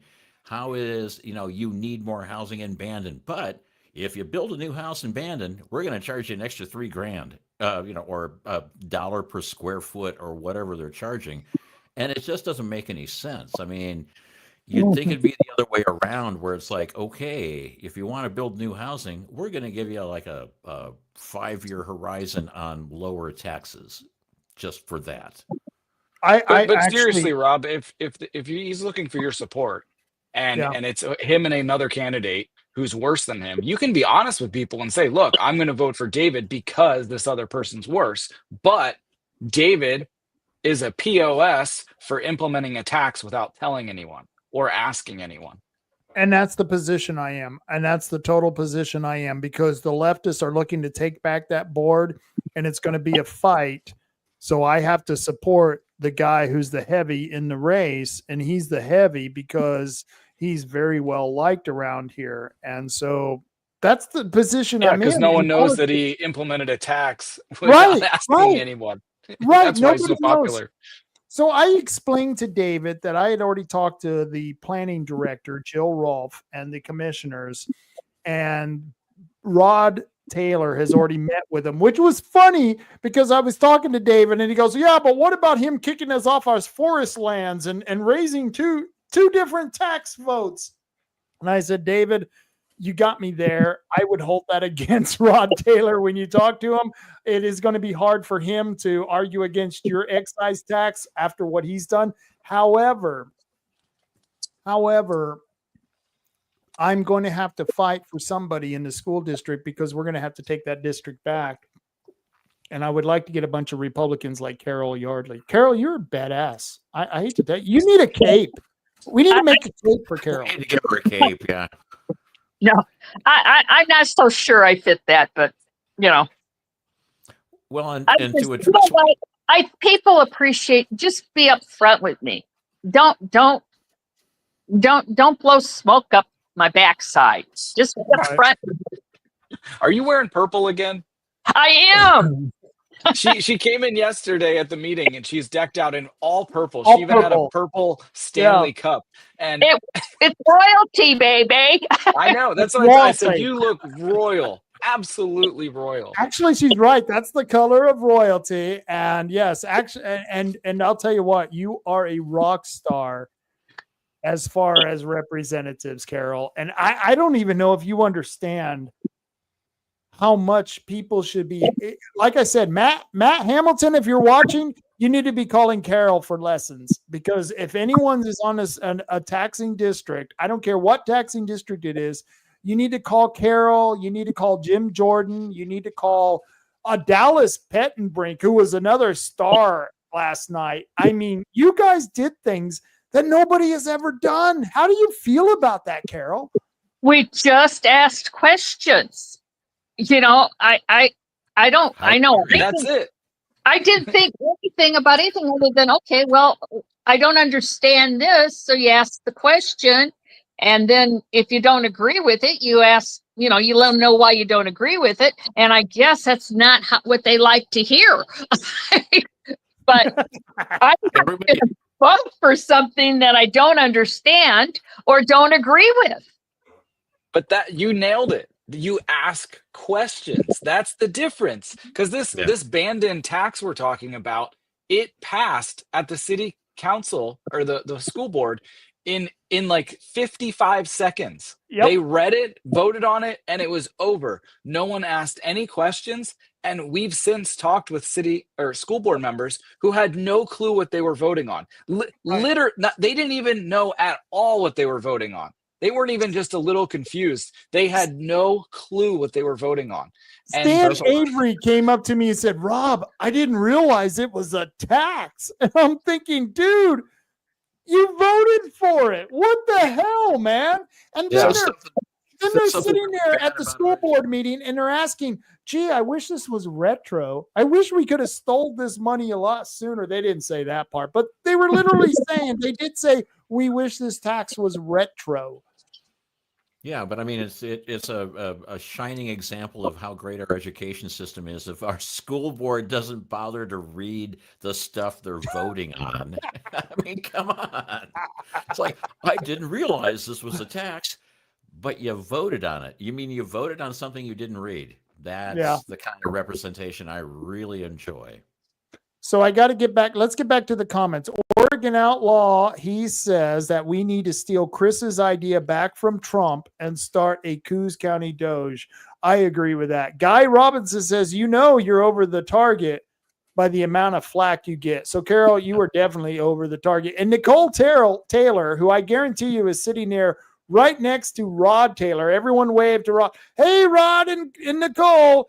They say hi to Marty and Carol and Chris. And Guy Robinson, this guy is a great guy. Guy is a great guy. He says, I'm always amazed at politicians that can't count to 4 to 6 years on the Siuslaw school board. And I always knew if I had my 4 votes before asking the question. So Guy was on the Siuslaw school district. I used to be on that school district, and he was one of the great libertarians. Chris, you'll love this. He was one of the good libertarians on the school board. He was one of the few elected libertarians, and boy, he really tore it up on this school board. It was great. And so he, like he said, he always knew when he had enough votes. It is weird though nowadays that you never know. And shouldn't we know people? Shouldn't we know their political philosophy? Shouldn't people know their own political philosophy? I mean, it's crazy that we walk into these meetings and it's just wild cards. It's like 7 wild cards. You have no clue, except the school board in North Bend. Except the school board in North Bend. We knew at least we knew we had 3 for sure. And getting 6 was actually crazy. I'm very impressed with Michelle Roberts. I am so proud of Jim Jordan and Michelle Roberts. I just Mary Schilling, Rod Schilling spoke at the meeting, and Mary's up there making the vote. What do you think about that? I'm glad he showed up. Yeah, me too. It's they sure had enough people there wanting to talk us into it. Yeah, no kidding. Or I don't know, was it talk us into it or save us into it? Yeah. One of the two. Well, Boomer Wright was there. Okay, Carol, let me ask you. You've got a representative, Boomer Wright. That's pretty impressive. We had a county commissioner there, and we had a state representative, Boomer, right there. And Boomer got up, and Boomer is smart enough to know, he's a smart politician. He knew not to go one way or the other. But it was an interesting comment because the comment he made really made you think that he was supporting the Urban Renewal Agency, but he was sitting right next to Rod Schilling, who was opposed to it. Carol, what do you think of this? Well, he's in a tough spot. There's no question of that. I appreciate him showing up. He regularly communicates with us and tries to bring to Salem what he can. Now, we all know it's going to be a long time changing anything with the state. You can't get around the way Salem is. And we just have to keep little by little, one little step at a time. That's how you eat the elephant, one bite at a time, and be able to make some changes there in Salem because they hand tie us all the time. And I think one of the points made last night was when we got Vince, one of our concerns was the behavior, because we have such a behavior issue in the schools. What can we do? Because you can have 2 kids out of a whole school controlling everything. That would have been me and Chris. In school. We'd have been causing trouble. We would have been organizing people against lunch strikes, because we want pizza day every day. That's the way we but the thing that would have been good there is had we contacted your parents, either one of them, they would have put your Yeah. And see, there's and it's working. We're getting there. We're progressing slowly but surely, and that's our focus. Let's get the academics up. We got to get these kids being able to read at a certain level. We want them to be interested in school, and that's why we have extra programs. Like you could see how enthusiastic the young man was about our band. And by the way, this kid is a good player. Oh, let me tell you, that kid cost me the actual capturing the vote. He went on so long. And like I said, you gave the girl 3 minutes and you let him go on for at least 15, and he ate up so much of my battery. I was like, damn kid, what's the matter with you? But he was a good kid. He was a good kid. Bring yeah. a spare battery next time. But anyway, yeah. Yeah. Bring it back. Oh, blame me. Yeah. Okay. That Okay. kid was awesome. Oh, yeah. Yeah, because I noticed I saw the thing being replayed and I went, well, Rob, you didn't get the vote. The last 3 minutes, the most important 3 minutes, I completely missed because my phone went dead. It was sad. And I should have turned to Chris and said, Chris, hurry, get on Facebook, quick, hurry. Now, And this is some of the same people laughing at me earlier today. Is it the same group?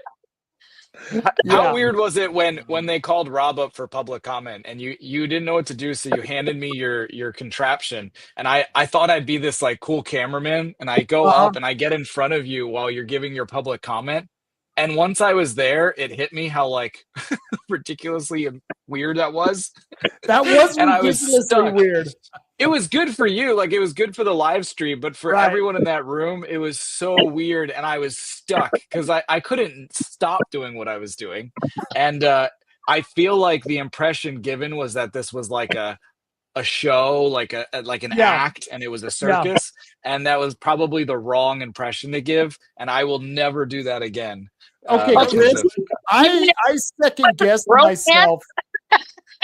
Chris, I second guessed myself. I was going to do the same thing with you, but then I thought exactly what you said, and I said, well, maybe I don't want to do this because they're going to think it's a show. So I stopped myself, and I thought, oh, damn, but this is so good because, to be quite honest with you, Chris, you gave the best testimony out there. You gave the charter. You gave that map, that chart that showed all the money going to urban renewal that Dallas Pettenbrink used. And by the way, Dallas, I've known Dallas a long time. He is solid a patriot. He is one of the true blue guys. He's been really good to work with. He's outstanding. And remember all the complaints you got about him? Oh no, he's obstinate. He asks questions. He's a know-it-all. I told him that one day. I said, do you realize how many people were going, oh no, not him? And anybody, he's been great to work with. The man smart as can be, and very cooperative, very understanding, and he listens and he asks questions. I will be honest with you. If it wasn't for Dallas Pettenbrink, Chris would not be the co-chair or the vice chair of the Republican Party. Yes, he's the vice chair of the Republican Party, and all of that is due to Dallas Pettenbrink.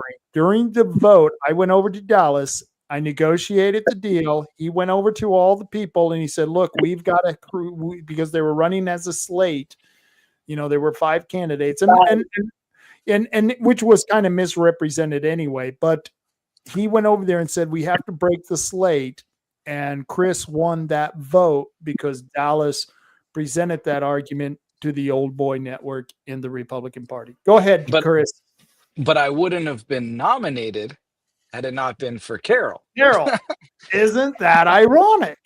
I went up and I spoke with Carol because she was someone who I just knew I could trust. And I was like, I feel like there's an opportunity here to get a different voice involved in the Republican Party. And she believed in me instantly. She convinced Danessa to nominate me. And so I think you too. You're a good man. We need you. Yeah, I agree. You are a good I try man. to be. Yeah. No, you are. There's no doubt about it. And the stop it. No, I mean, this is the great thing about this show. Not only am I sitting here with three other friends that we're doing this podcast with, because that's how I look at you guys. You guys are my friends. We've been in many different fights. But not only that, even if we weren't friends, I know I could count on you, all three of you, to do the right thing, because all of you believe in many of the same things that I believe in, and it comes from an objective reality that you guys have looked at, and you've decided what is right and wrong, and we all four of us have come to the same conclusions, and the example of that is urban renewal. Isn't that a beautiful thing? But beyond that, we are consistent. Yes. We always know what we're gonna get from each other, and that, like, when you meet somebody who's inconsistent, I don't know about you guys, but it scares the shit out of me. Yeah. I've always been on the lookout. I can always get a sense for how people are, and sometimes I'm right. Most of the times I'm right. Sometimes I'm wrong. But when I run into somebody who is a different person in different situations, I'm like going, "Ooh, which person am I going to be interacting with now?" Yeah. And it's just like, that's, it just sends up little red flags and little warnings, and you just kind of go, yeah, I don't know if this is something, I'm consistently about the same all the time, and I'm a bit of an idiot, and and I like to make jokes, but other than that, I'm pretty damn consistent. Yeah. Right. We know what to expect from each other. Yeah, I keep working. I'm a little different on the phone. My voice is a little more high pitched, but I'm mostly the same. Mostly the same. My phone voice. And I Carol can make my radio voice if I really needed to. So that's what Carol, I'm actually surprised I haven't had you on the show before this, because I think, once again, I think you are the exemplary representative that all people should live up to. And it's the highest compliment I can pay anyone who's in the position that you're in, because you not only represent what we all want, but you're living that lifestyle. You're living it by choice. And I think that's beautiful. Well, thank you. But after tonight, I may be shot too. We're going to make bumper stickers. Be like Carol. Yeah. Bumper stickers. Be like Carol. I'm going, thanks, T-shirts. Rob, Yeah. No. Well, okay. MJ Golder. Oh, by the way, let me give you some background on MJ Golder. She keeps trying to ask questions, and we leave it up on the screen for a half I know, hour. and I've had it up there for about a half an hour. MJ, I apologize. MJ, I don't know if you know this. She's the daughter-in-law of Lee Golder. And when we went to the original urban renewal, one of the urban renewal meetings when they were trying to expand it, this was probably about 8 years ago. We went in there, and I had Steve Norlander and about 5 other guys, the old guys with me, and we fought against their urban renewal project then, and we won back then. But Lee Golder came up to me afterwards, and he says, Rob, I started urban renewal in 1988, and what it has turned into is not what I expected. I never wanted urban renewal to grow into the monster that has grown into now. And it was because of the work that I showed him, because I kept showing Lee, because he was the mayor at the time. I kept showing him that it was going to undercut his taxing base. He started understanding this. And then last night, MJ Golder comes up there and she says, I'm conflicted because my father-in-law created the first 98 urban renewal in North Bend. And here I am. I'm speaking out against it. And so I'm a little conflicted, but she shouldn't have been conflicted, because even her own father-in-law agreed that urban renewal has outgrown what it should be. And I don't know. I thought that was beautiful. MJ, I'm so glad you agreed to speak up last night. I'm glad that MJ has gotten involved. She's getting involved with the Republican Party. I think she's going to keep getting involved. So I'm excited. We need new people, fresh blood, fresh perspectives. Yeah. Carol, you've got some fans out there. Let's see. Wow, this is beautiful. Oregon Outlaw says, we love Carol. And I don't know if you know who Oregon Outlaw is. Were they at the meeting? last Yes, night? they were. A husband They and were at wife? the All right, meeting. now I know who they are. Okay. Yeah, that's Tom and Nancy. I can't be. Yeah, Oh, I won't. Tom and Nancy? There Yeah, you Or go. oh well, and Ashley. And Ashley, I should You have had outed her on them. the show. She would be interesting. Ashley is really a cool chick from Roseburg, and she has been fighting against a lot of this bullshit as well. And Ashley is very yeah. well informed on this. I should have had Ashley on here. She's pretty Oh. good. But she says, And- "Bravo, But Carol." that's what's neat about fighting these battles here is that it's a template for other communities. If we can win these battles and it starts showing other communities that they can win it as well, that's because Carol earlier was talking about how, Oregon is like, we're in a bad place and it's going to take a really long time to get out of it. But if we start spreading these wins, it Right. could change pretty quick. So that Right. I'll leave it at that. People just have to start. I had no intention of running for school board. Believe me, I had been asked by Mary Schilling, a couple times, going, no. And then, it was just, I just felt compelled. I really think it was just something the Lord was saying, look, go for it. And you just give it the best shot you can. Yeah, I mean, And- at no point did I say, "Oh, you know what? I'm going to Oregon. I'm going to be an election integrity guy." Yeah, it's what you, Nobody does that. yeah, No. when you were a kid, that's what you thought you'd do, right? I showed up at a CRL meeting and they were talking about, we want to get ballot images. And I said, Yeah. well, hey, I'm a computer guy. What are you talking about? And the next thing you know, I got sucked into the whirlpool. And I'm like, and now it's been 5 years of battling election integrity. And I'm like, Yeah. wow, I shouldn't have told anybody I knew anything about computers because He's got It was- hard drives full of ballot images now. But it's weird. I have terabytes of election data now. and I'm just like, Terabytes. oh, yeah. It's weird how Marty got involved and how Chris got involved. I mean, Carol, we pulled you in, but Chris kind of moved here, and I met him at a rally, and it was funny. There was this Antifa guy there, and I remember Chris pulled up, and I think you were in what was that you were driving? It was a hippie car. It's an old Volvo. Yeah. It was an old Volvo, and he drives up. We and looked I'm like thinking, Californian hippies. Yeah, you probably thought we were liberals when oh we yeah, hopped and I out. thought, oh my God, Antifa is going to attack me right now because I'm going after one of their own. Weren't you a And so he gets California out and he IT goes, guy at one "What?" point? He's all, what's that dude doing? And I was all, well, he's protesting our protest. He's a counter protester, but he won't let me talk to him. And Chris actually followed him down the street trying to find out what he was about, and he kept running away from Chris. It was the funniest damn thing. So it's funny how we get I involved. might have said a few things to him that made him. I did the run exact same away. thing. I was following a counter protester who would not talk to me, and it was just like, and I just walked. I walked like 10 steps behind him and just kept following, and it's just like, at some point you're going to either answer me or you're going to break into a run. But either way, with your build, running is not a thing you should be doing. But There's a line between sharing your opinion, like an alternative opinion to something, and being like harassing and abusive and aggressive. Oh, yeah. And that guy was they were crazy. like, they were like bullhorns and beatboxes and playing like EDM music and that was guy just was like, bad.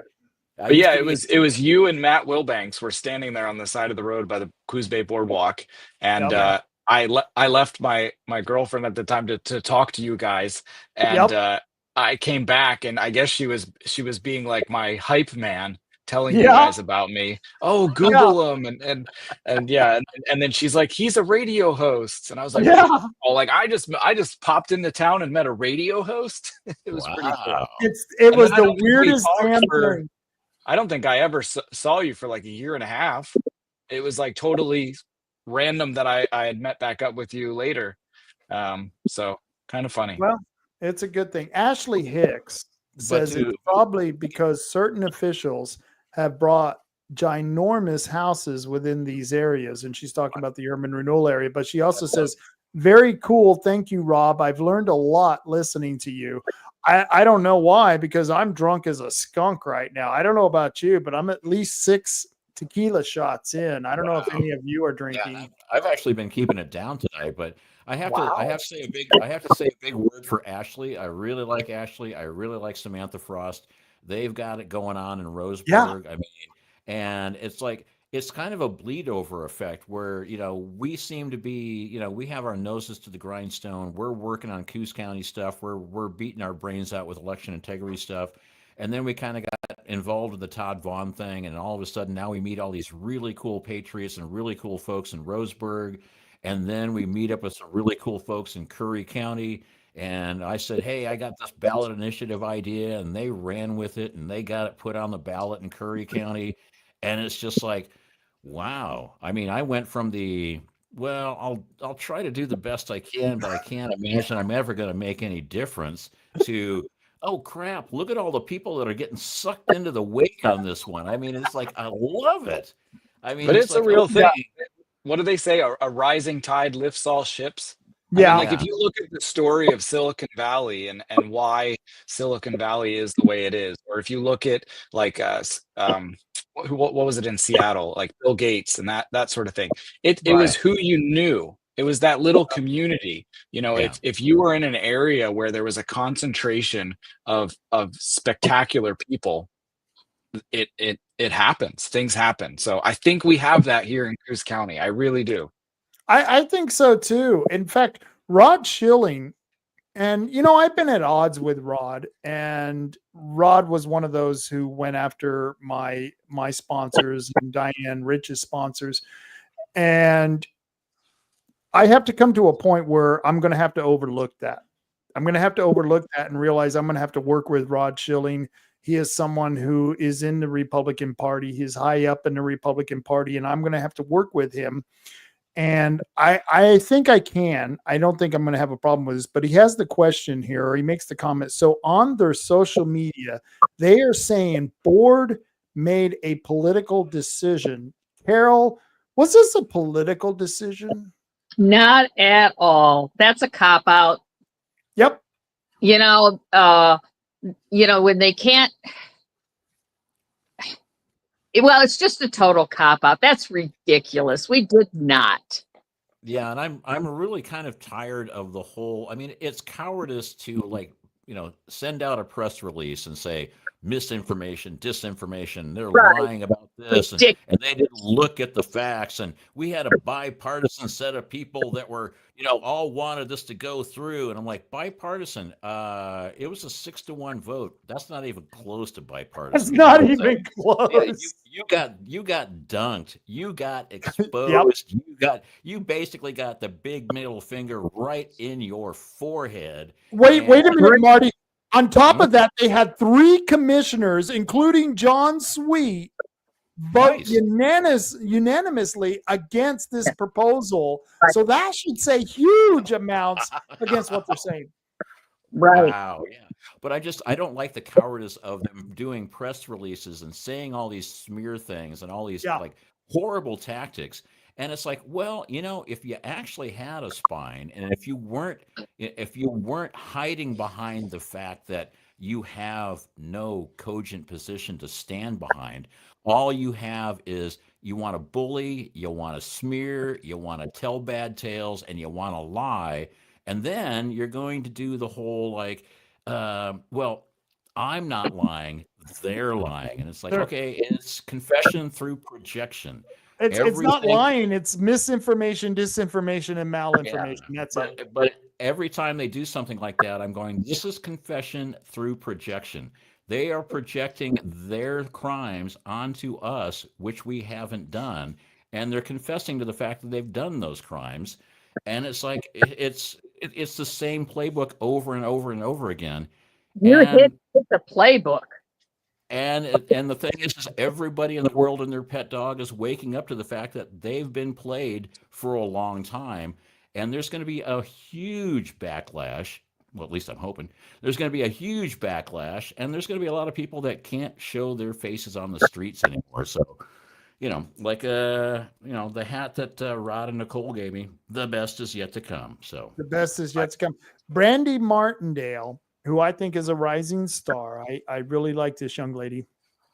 We could rebuild our middle class by redirecting all that government money to $250K. And I'll let Chris respond to that.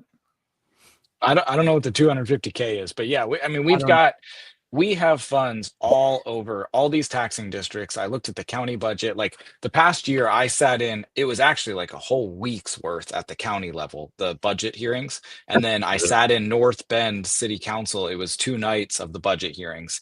And you learn a lot.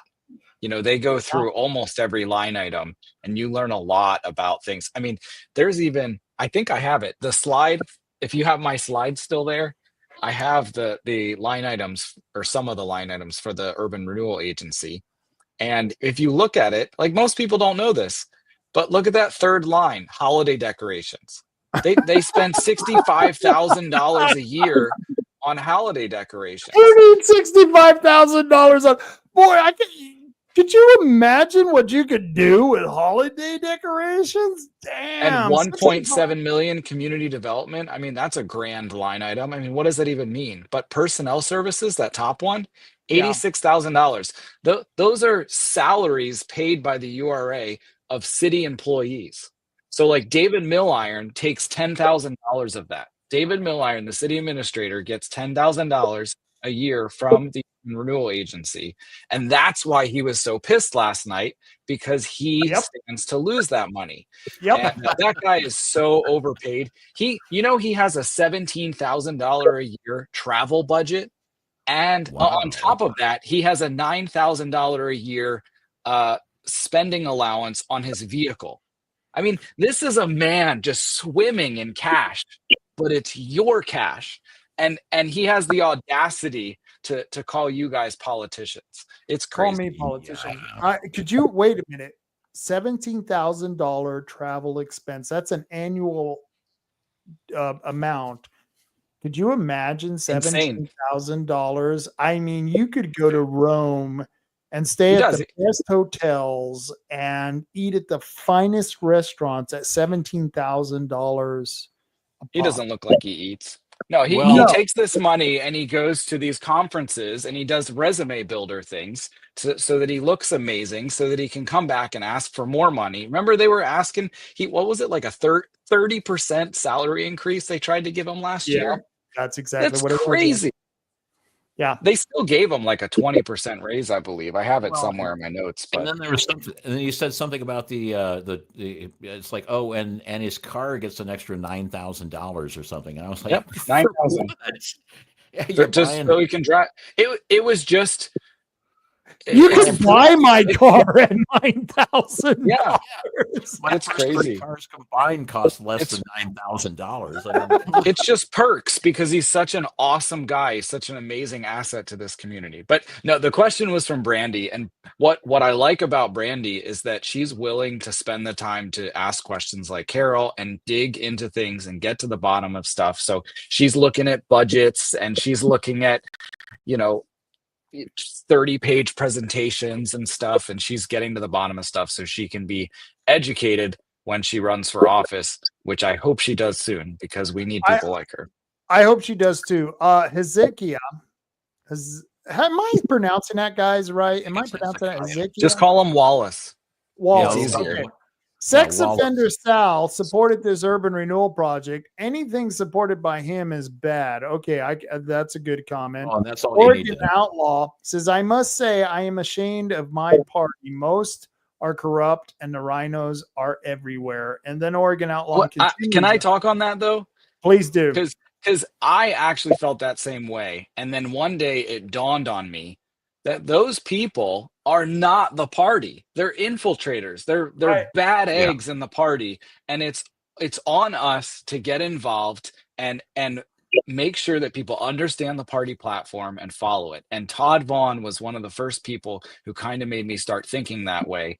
And I appreciate him for that. But no, the party is not a person or a group of people. It's an idea. It's a platform. It's a guidebook for success in politics, and that's what it is. So we need to take it back out of the hands of those rhinos and those infiltrators that are bastardizing the Republican Party.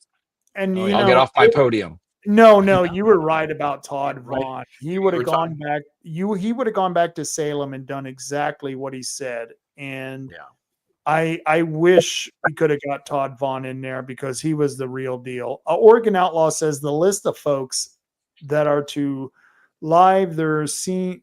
Wait a minute. The list of folks that are to lives there seem to need the protection of the police. Come on, man. If things do not change, wonder if the folks from the windmill project would have stayed there. Yeah, I don't know. I'm kind of missing on that one, but Larry Martin. By the way, Larry Martin is one of those who he would. I don't know if he's a Republican, but Larry Martin is a very interesting person because he gives me a lot of information on the school board, and it's really good information. Carol, before I read Larry Martin's comment, what do you know about Larry? Not a whole lot. I've heard his name. Hold on, I got to go help Elmer a minute. I'll be right back. Okay, but Larry Martin said, "Great job, school board. They needed to be helped. They needed to be stopped." So Larry Martin helped me out with some of the problems that the school board was involved with. Let's see. Oregon Outlaw says 1986 is when we voted to allow the governor to control our port. Oh wow, 1986. We need to get rid of that shit. yeah. That's bad. We shouldn't have Portland and Salem controlling our port here. That's No. bad news.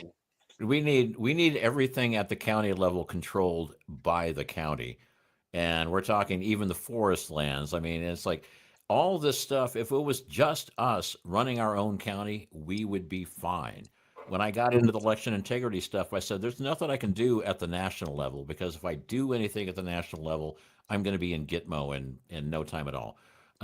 At the state level, maybe I can help. At the county level, okay. And then I Right. kind of looked at it and I said, okay, I can do something at a county level, and that's what we've been doing. And the whole idea is we take it back at the county level, and then it will spread out. And and it's just that's the whole idea. It's just one person with a good idea, and then you get 2 or 3 people, and the next thing you know, it's like we got a buttload of people. So let me tell you a secret. Uh-oh. Because I'm the most transparent person out there. Anyone ask me anything, I'll tell them what I'm doing. I've got a new campaign. Mm-mm. And this is why I'm growing my hair long. I've decided to become a pirate. And I'm going to become a pirate, and I'm taking back the port of Coos Bay. And I'm going to go to Port of Coos Bay, and I'm going to get a lawyer to write up an initiative to take the commissioners of the Port of Coos Bay, and instead of being an appointed position by the governor, we're going to make that an elected position. Ooh. And that's my next campaign, is we're going to take back the port. And all of us pirates out there, and Chris, he's a beautiful pirate. He's got the beard for it. It's perfect. Yeah. And we're going to take back the port. He needs a You different need an eye hat. patch. Yeah, you need a different.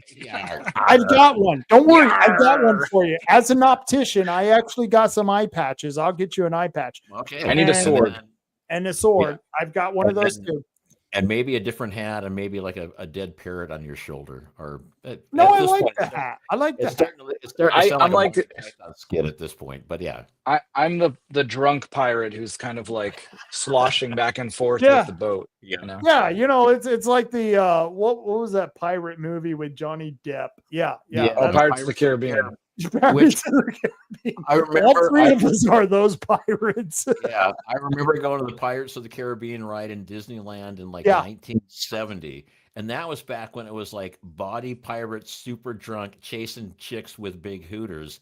And now it's turned into like now it's turned into it's nice that we live on the ocean and everybody's generally neutral. And you're like, Right. Oh boy. what happened to I think that's the yo-ho? it's a small world after all ride. That's Yeah, what it's a small world. yo-ho is the pirate's life for me. It's like, arr.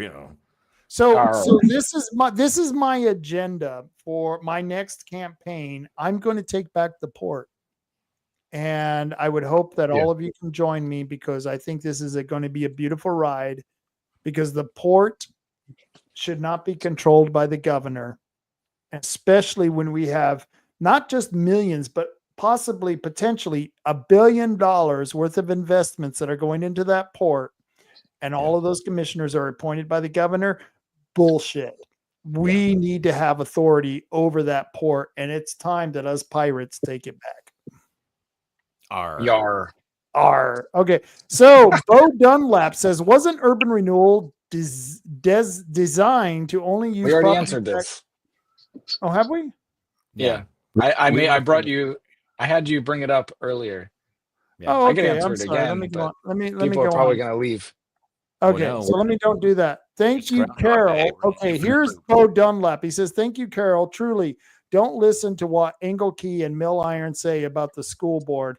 You guys stood up for the people, something Mill Iron and Engelke haven't done yet.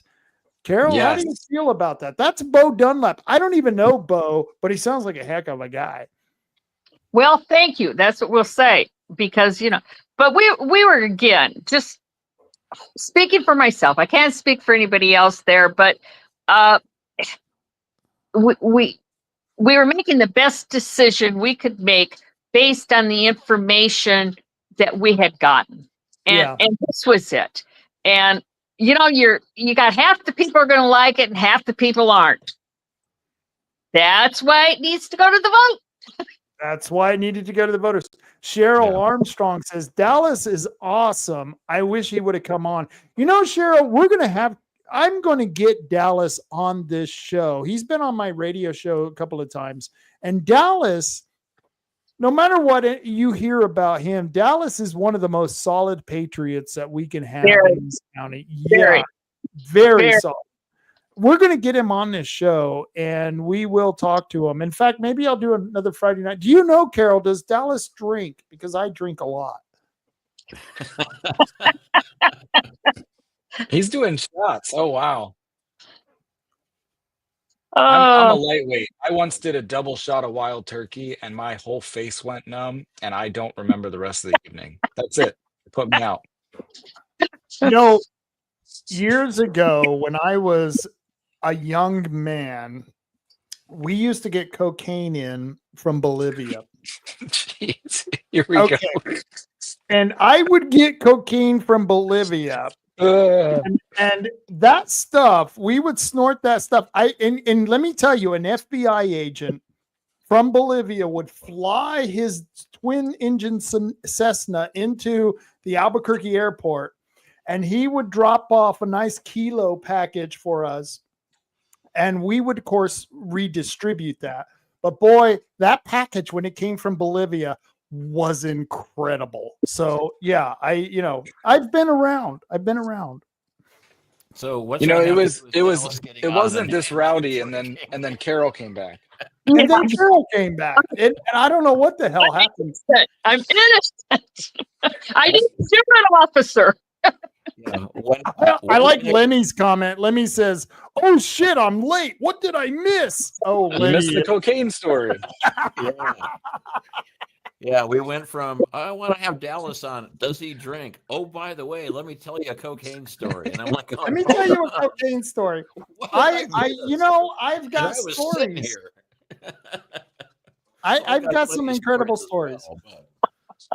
But Kevin Dunn, how do you say that? Dubasar. He's on the Coos Bay school board, and the situation in Coos Bay is about the opposite of what you guys have in North Bend. This guy is 1 out of 7 on that school board that is standing up for the right things, and he needs some help.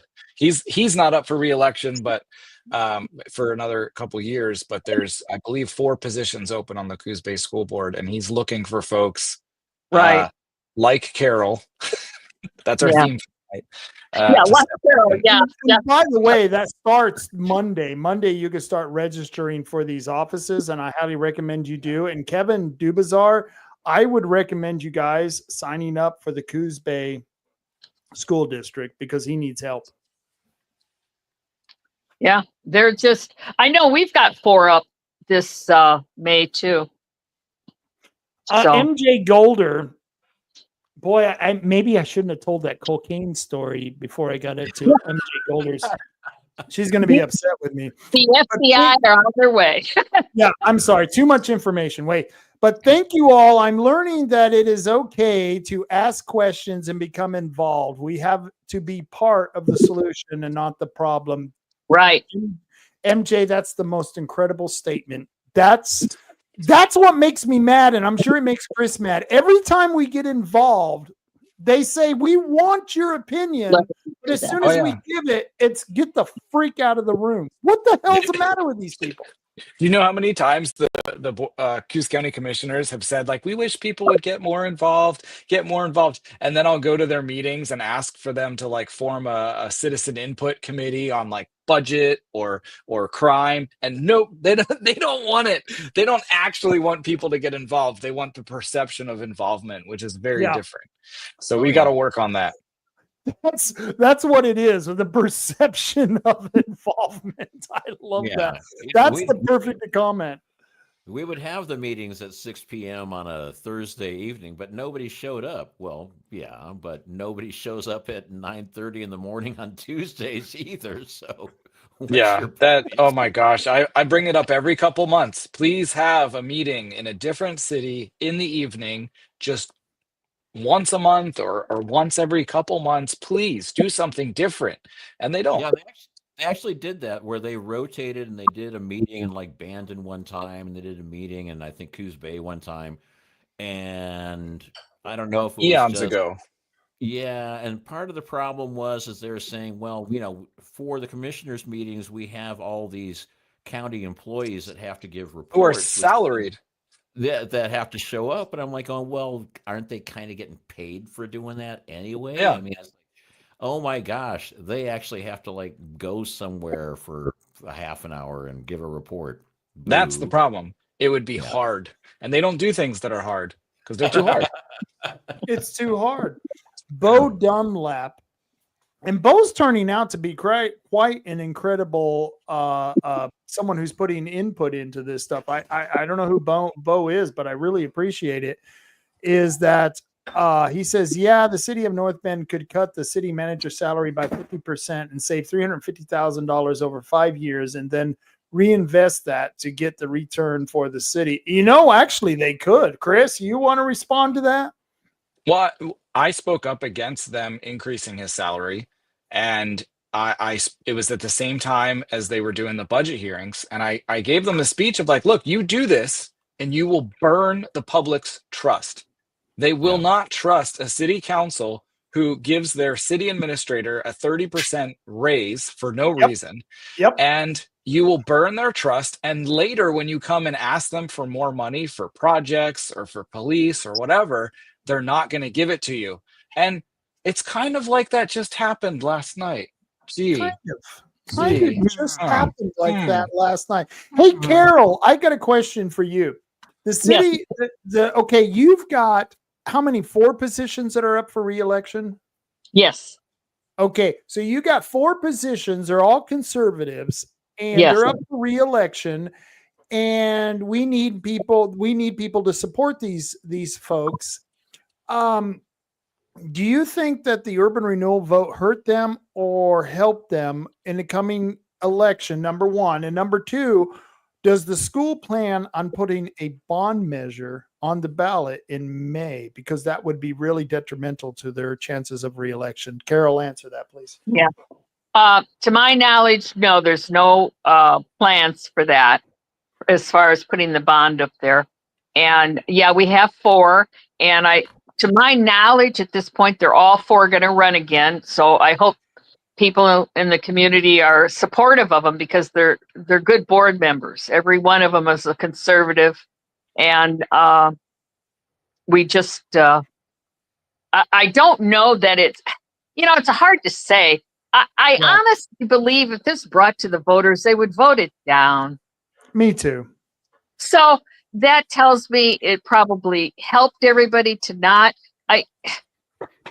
Why don't we put it on the ballot? Is there still time to put stuff on the ballot? I mean, that would, if we get 2 commissioners, why don't we put it a general advisory question whether we want to shut down the urban renewal districts in the whole county? And it's an advisory question, so it wouldn't be like a mandate. Chris, It I've does. been asking that for 20 freaking years for that advisory question.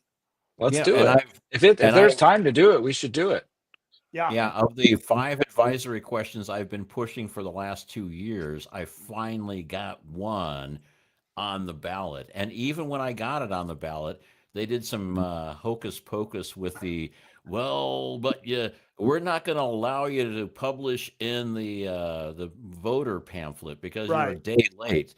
Well, come to Well, find out that they actually returned our 801 2 days late. So they violated the law. But by the time I figured it out, it was too late to get it in the voters pamphlet anyway.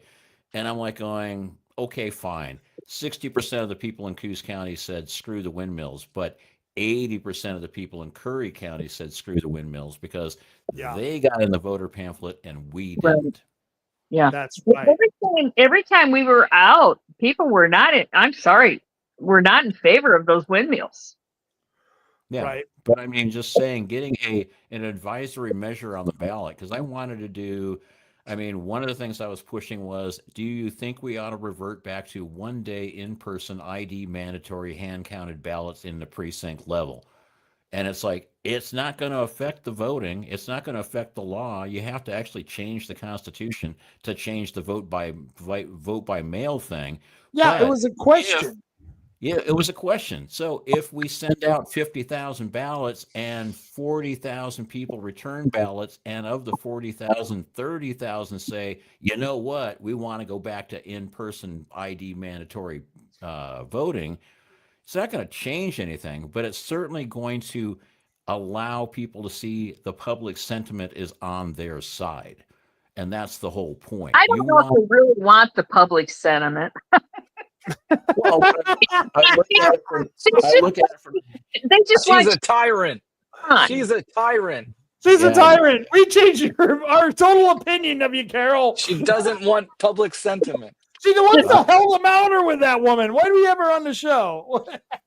Man, we got to get her off the school. But Carol, I totally understand what you're saying. I get. Just don't have any things when it comes to for the powers that be that turn this off or block you from being able to do it. You know, they say they're interested, but then they're really not. It's like, how do we just make sure this doesn't happen? And you can't tag it on us. I mean, there's nothing wrong. Ask the people. They will tell you. They will tell you. We got to get back to some of these comments. So none of your business says the lake of fire is going to be well fueled. Boy, that Sounds deep. That sounds That is a deep lake. I can't go into that. What is this? I agree. Oh, you're going to love this one, Chris. Lenny says, I agreed with the bearded dude. He has balls. I like the balls. So he likes the balls on you. You know. Yeah. Do you realize that one of the guys running Doge, his nickname is Big Balls? Big balls. wow. I voted for that. Big balls. Yeah. Wasn't that an AC/DC song? I love Yes, big balls. Yeah. Yes, big balls. Anyway. I don't know. Carol, you're the only woman here. I don't know. Is big balls important? Jeez. Oh boy. And I'm And you talking shouldn't politically. You should I'm not talking assume gender. politically. How dare you assume gender? I mean, okay. This is getting weird. Elmer, This is getting weird. Where you at? Oregon Outlaw says, haha, better fix the voting system before you get after the governor's port. No. We got to go after the governor's port. And we got to take it it would back. be a local vote. We could vote. It would be a here and local change it, vote. so. And I think the voters of Coos County would be the pirates that we are, and they would be willing to take back the port because we want authority over the people who run the port. And I think it would be a better port. Any opinions on that? Oh, I certainly think it would be great if we could bring it back. I mean, there's a lot of things that could go right with the port of Coos Bay. I mean, the LNG thing, I wasn't thinking that was a good idea, but maybe container shipping, it's like, well, you got to improve the railroad between here and Eugene because otherwise how are those containers going to get out of here? Are we going to be putting more 18-wheelers on the twisty, windy roads that we have now? That's going to be a good idea. But I mean, there are a lot of things that can happen with this port that will improve everything in the county. And it's like, but if it's run by the governor and it's run by the people that the governor appointed, then nothing's going to happen but screw Coos County. Yeah, So Kind of that's my. seems like that's been happening already. Oh, it that's is been happening. happening. And I think that's part of the problem is that the governor has been appointing these port commissioners who are all in on these boondoggles, whether they pan out or not, because they get these grants to do all these studies, and people don't realize that a lot of that money is discretionary funding that they can use for other things. So of course they love these grants for these studies. You have this comment up on the screen, and now this is going to be screenshotted and put on social media tomorrow, and I'm going to get sent all these comments. Yeah, that's what you said about the N word too, but that didn't happen. And now we're talking the C word. What's the C word? Oh, Cocaine. Oh. Sorry. oh, cocaine. Are you I'm chasing sorry. shots with beer? Jeez. Hey, when I drink, and I don't normally drink, but boy, by 5 o'clock this afternoon, I don't know what it is about this show, but I was craving a shot of tequila. I don't know what it is. So Carol, I have to warn you. Eventually, you're going to get to the point where you're going to be shooting shots. You're going to be having whiskey there, shots, and taking them at this point. Yeah, normally I drink lawnmower beer for this show, but tonight I'm doing something a little bit different. I'm doing the I'll sip my water. the Stone IPA. It's about 7%, so it's a little bit juicier or a little bit beefier than your normal beer. But Was that your purple water bottle, Carol? Yes, purple. All right. Because it's royal. Hey, you even have a purple water bottle? Shit, man. Oh, Lenny. Okay, the guy who made the cocaine comment, he says, this country was conceived in the Green Dragon Tavern, boy. And what he's talking about is the Green Tavern was where patriots used to meet during the Enlightenment to talk about revolution. And I truly believe the four of us are the descendants of those people in the Green Dragon Tavern. And what a name for a tavern, the Green Dragon Tavern. That sounds like something out of a Portland, a Portland nightclub that's happening. That's very hipster. Yeah, it's very hipster, but yet this was something that was conceived during the Enlightenment.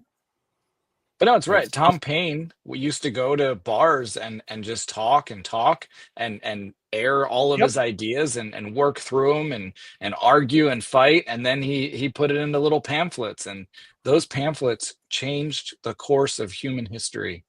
Yeah. Thomas Paine is one of my favorite authors of the revolution. And Chris, you would appreciate that as a libertarian, as someone who doesn't always, we don't come from the Christian religion. We come from, libertarianism as in small government. So Thomas Paine is someone who is high, we look at him as someone who is highly respected. And he wrote the book, The Age of Reason, which is one of the best from the Patriot founders. I can't read his stuff. It's too complicated for me, but I can listen to it on audiobook and just speed read, kind of get the general gist of it. It's easier to read his quotes. Yeah, it is easier to read his quotes, but I love the man because I read him and I feel a kinship to him when I read about Thomas Paine. I just feel a total kinship to him, and I think he was one of the ones who was a true founding father. Chris, I think, has had to go to the bathroom break. But yeah, and we are 2 hours and 42 minutes into the show. So wow, we have been rambling on for a long time. Well, but this is a very important issue. Yeah, it is the Friday night rant, and if we go for another I'm hour back. and 17 minutes, it'll be the Saturday morning rant. It'll be the Saturday. We're getting to the Saturday morning rant. Yeah. And welcome to Saturday. I write quotes on my walls when I find them interesting enough. so they're permanent. That's what I stood up to look at this quote, because I'm like, I think I have a good one from Thomas Paine, and it says, an army of principles will penetrate where an army of soldiers cannot. Thomas Paine. How beautiful is that? That's what I'm talking An about. army of principles. Amen. Well, and if you look over one of my earphones here, you can see I've got a whiteboard where I write stuff down all the time. But most of this is not like inspirational quotes. It's like, and here's how you solve an SQL problem when you. It's like here's the Python incantation to do an SQL insert into a database so that you can figure out how to match voter IDs. And I like, truly wonder what people like Thomas Paine would look at if he could see this podcast. If you could go back in history and show this podcast to Thomas Paine, what the hell he would say about us fighting. We're literally fighting the continuation of the revolution in our country because of what's going on in our government. Does anyone disagree with that? No, I actually agree with you, but I think his first thought would be, what's up with the magic lantern windows with people talking and speaking? I don't understand. Well, we get beyond that. We get beyond I don't that. think he was a leprechaun. Yeah, he wasn't Irish. Yeah. Well, I was doing a really bad accent. Sorry, it's like thou be looking at the magic windows of speaking demons. I don't know. Oh boy. But anyway, yeah, no. Would it be a continuation of the patriotism that he was doing? It's really hard to like look at the offset between that time and now, because you got to realize they were fighting a tyrannical government, and we're fighting a tyrannical government, but we have way different set of tools.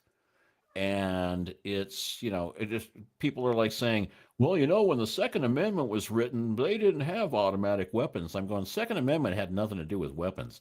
It had everything to do with fighting a tyrannical government, which is what we have now, or we had up until recently. God, that's beautiful. It's the same fight, though. Tom Paine identified that in the same thing. Ayn Rand has done it as well. She's identified that this is a battle for men's minds, and that's what they fought at the American Revolution. That's why he wrote the pamphlets that he did, because it was a battle for people's minds. It was actually not a physical battle. I mean, it was in a way, but that's what's beautiful about what happened last night at the school board meeting, is that we had a philosophical battle between people who believe that government is the all and be all answer to everything, and the question that capitalism can actually conquer the challenges that we are facing. And that was literally the argument last night. I mean, don't you think, Chris? we're asking. Yeah, I was gonna pass that along to Carol. She's been Carol? sitting there quiet while us idiots ramble on and on about dead people. But they're dead patriots, so they're okay. Yeah. I'm not following your question, Rob. So basically what I'm asking is, don't you think we are the modern day patriots of America? You and I and Chris and Marty here, we are the modern day patriots who are risking everything, our livelihood, our lives, because people have gone to jail for what they believed as far as patriotism. Don't you think we are the model for patriotism? Well, I don't consider myself a model towards anything like that. It just boils down to, my God, the good Lord placed me here. Here's what's right and here's what's wrong. The Bible tells you it's very simple. Just read it and get a little bit of a grasp, and it's a no-brainer. We don't need big government. And when it does try to push itself on you like they are, you got to stand up and say no. And if you get shot, you get shot, And literally, you were risking that type of threat last night at the board meeting because there were people who were literally calling me a different species. That's how bad it was. They were But calling me a we different don't know that that isn't true. That is true. Yeah, we don't know whether I'm a different species or not. And I can vouch that. I'm not sure whether I'm human or not. But Yeah. the fact is that you've got people who are threatening you, but you haven't been threatened since I guess Mayor Engelke has put out her statement. I mean, there is really no threat against you, right? Oh, I don't know. I haven't noticed. Wow. You know, But I mean, all you can say is, "Hey, take your best shot." I don't know what to tell you. I mean, weren't you attacked at one of our windmill rallies where Yeah, they were doing? Well, my She was. Yeah, all these people Yeah. were marching up and down the street with their Harris and Walls. She banners. was. I forgot about that. And Yeah. I was getting into Dee Dee Murphy's face and a few other these tards, and then I went over to the area where we're supposed to have our windmill rally, and then Carol shows up, and they're like attacking her car and like hitting her car with stuff and screaming at her, and I'm like going, and these are the people that are peaceful. I love these peaceful. These are the peaceful. These are the peaceniks now, and yet they're attacking Carol's car, and it was funny. They were upset because here they are pushing everything with Biden and Harris, or Harris and whatever the guy was, and I had Biden all over my hand. I mean, I had Trump. Sorry. Yeah. Oh my God. See, we knew there was something wrong with you. Had Biden all over your So let me explain to everyone because they don't know. Carol pulls up to a rally that the left is having for president. What was it? A President Biden rally? No, it wasn't at the rally that it was for Bob Miller. Yeah, no, it was a wind turbine rally that we were having in Coos Bay at the boardwalk. And they found out about the fact that we were having a wind turbine rally at the boardwalk. And so a bunch of Harris Walls people showed up and like clogged the streets right by that intersection. And, and they were like doing their thing. And it's like, and somebody was like, oh, Harris Walls. And I'm like going, oh, the whore and the pedophile. Super. Yeah, I'm certainly voting for that. And she's like going, well, you don't have to be mean about it. And I'm going, what? The gal that, the woman who only got there because she has like the best knee pads in California. I mean, come on. You're not voting for that one. And then I ran into a guy wearing a Vietnam vet hat. And I'm like going, okay, how much is your wife running your life that you're actually voting for somebody? Oh my God. Oh my God. Oh, I can see that guy. Yeah. And I'm just like, yeah, Walls, is like stolen valor. He's like, he's basically, a former National Guard guy that found out when he was being deployed as a commander to the Middle East, he resigned and then lied about his rank. And I'm like going, yeah, that's somebody we really want as a vice president. So, Well, the only thing is recommend that if there's ever a rally out there with the Democrats, and there were a lot of people there, don't pull up in your car or vehicle with the other parties.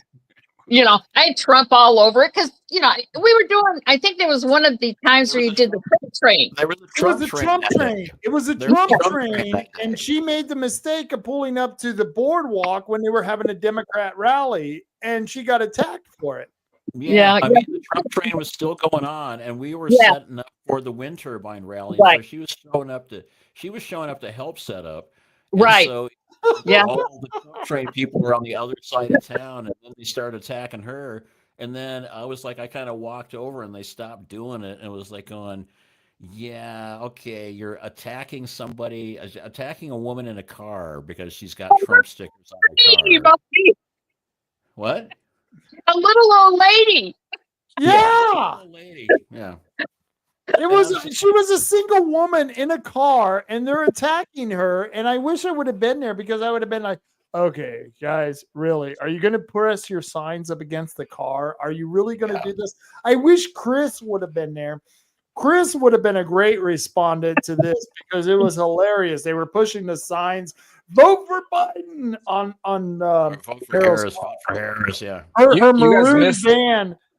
Yeah. you missed an incident last night. While people were giving public comment, this liberal comes out and starts complaining to the police officer that Commissioner Rod Taylor has a gun on his hip, and that should not be allowed. Oh, was And, that going on? Wait a minute. I thought I heard that.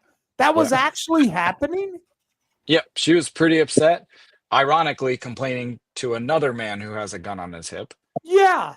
But anyways, she was saying that it shouldn't be allowed in a public building, and it's offensive and it's scary.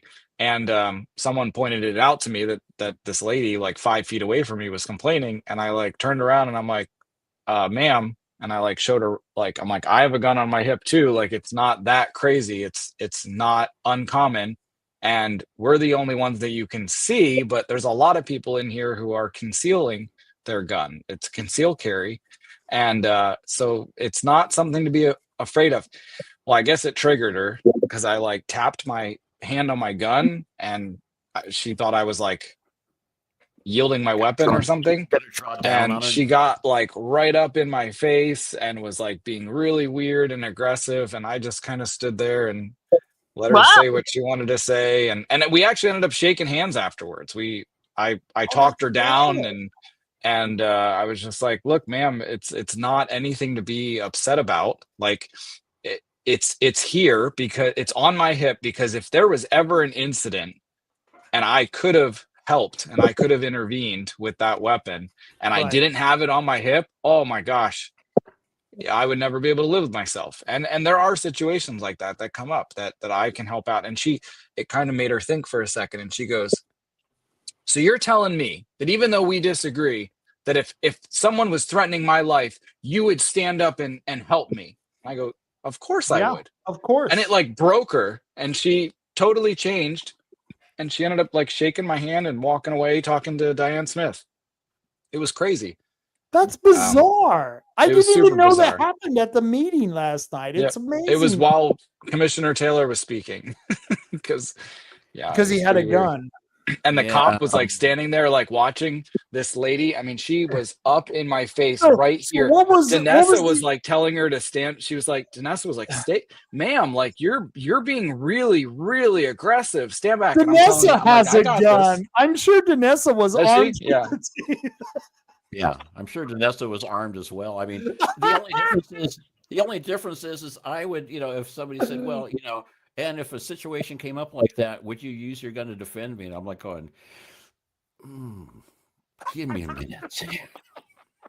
Chris, continue. I'm sorry. That's it. It was just a really, and the cop was standing there like really nervous, like he didn't know whether he was supposed to intervene or not, because she was making contact with my face. It was very bizarre, and I'm like backing away, and then at some point I just stopped because I'm like, I kind of have to stand my ground. This is like my personal space. But anyways, it was weird. People are very weirdly confrontational at political stuff, and it doesn't need to be that way. We can have different opinions and just talk like we are now, and it does not have to be crazy. Could you imagine? Go ahead, Carol. Just different opinions. That's all. Here's how I see it. I'm not telling you have to see it my way. The more passionate people are, the more they care. So you're actually on equal footing, right? Like if you both really, really care about a topic, that should be a commonality, and then you can work through the problem. So that's it. We've been suffering through 8 to 10 years of psychological operations where the media is, essentially turning everything into a major confrontation. And they're basically saying everything must be solved through riots and firestorms and, all these Democrats getting up in Congress saying, we won't let them blah, blah, blah. And they do all this stuff. And, and we were going to get into the U.S. aid thing, but, there was U.S. aid spent like $268 million to fund over 6,000 journalists to Yeah. make sure that only one agenda got out. And that agenda was fire hate, stoke the fuel, stoke the fire of divisiveness, derision, hate, Yep. unrest. Yep. And it's like, I don't care how tough you are. If you put up with 8 years of that and you don't like occasionally go off and get PO'd at somebody and start screaming at them, then you're a better man than I am, McGee, because there are times when it will be the most innocuous of arguments, and then I will just like go, and F you and F the turnip truck you came in on, and Right. and then Turnip off. truck. But it's true. Yeah. It's like you don't even know what the hell you're talking about. So I got to go to this last comment. It's by Bo Dunlap. He says, I think this is why our forefathers kept the power inherent in the people, because they foresaw how corrupt and tyrannical government could become as it expanded. And here we are with a bloated government that can make sound financial decisions, that can't make Cannot make sound financial decisions. Yeah. Bo Dunlap, that is the smartest thing. Yeah, that is exactly the problem. Well, George Washington, in his farewell address, warned us not to get involved financially with foreign powers because it would doom us for eternity. And I think that's the situation we're in at the federal level. Yeah. And maybe that kind of like in a way, like at the state level, right? Wouldn't like the federal government be a foreign power? And then at the county level, the state government is a foreign power. So having all these strings attached from outside entities, it is very, very problematic, and it leads to corruption.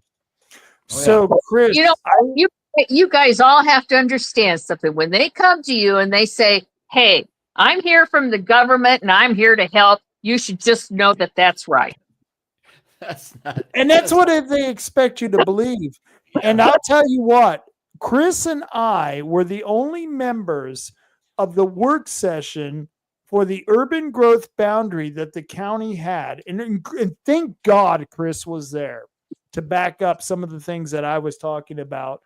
But the urban growth boundary, they got this whole new scheme where they're going to streamline the regulations, but it's going to make it easier for them to annex different properties into the urban growth boundary. And the fact is, in the districts. And the thing is that the urban growth boundary is an arbitrary line that some politician created. And in fact, we could get rid of that if we privatized all utilities. And that's what's being pushed upon us. And that's going to be the next big thing that's coming to Bandon, Coos Bay, North Bend. And you're going to see this, Carol. This is coming your way. Chris, you want to respond to that? Yeah, it was actually pretty cool that the county, I don't understand how they sometimes have online involvement and then sometimes they don't. Like there was a meeting on Monday about the the forest roads and the budget, and I couldn't find it. I couldn't access it. It's not recorded. I couldn't speak, nothing. But then, they had this one on the urban growth boundary, and I was able to like type in questions, and they actually answered 4 out of 5 of my questions, which was really cool. But no, they were really interested in what you were saying. They were really interested. You and I were like the only guests there.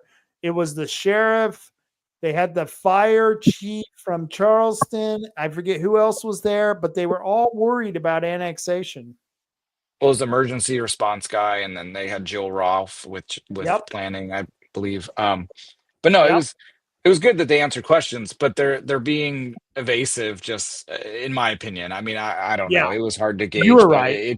It seems like they they're kind of trying to put this off as long as they can until they have to by law engage with the public about annexation.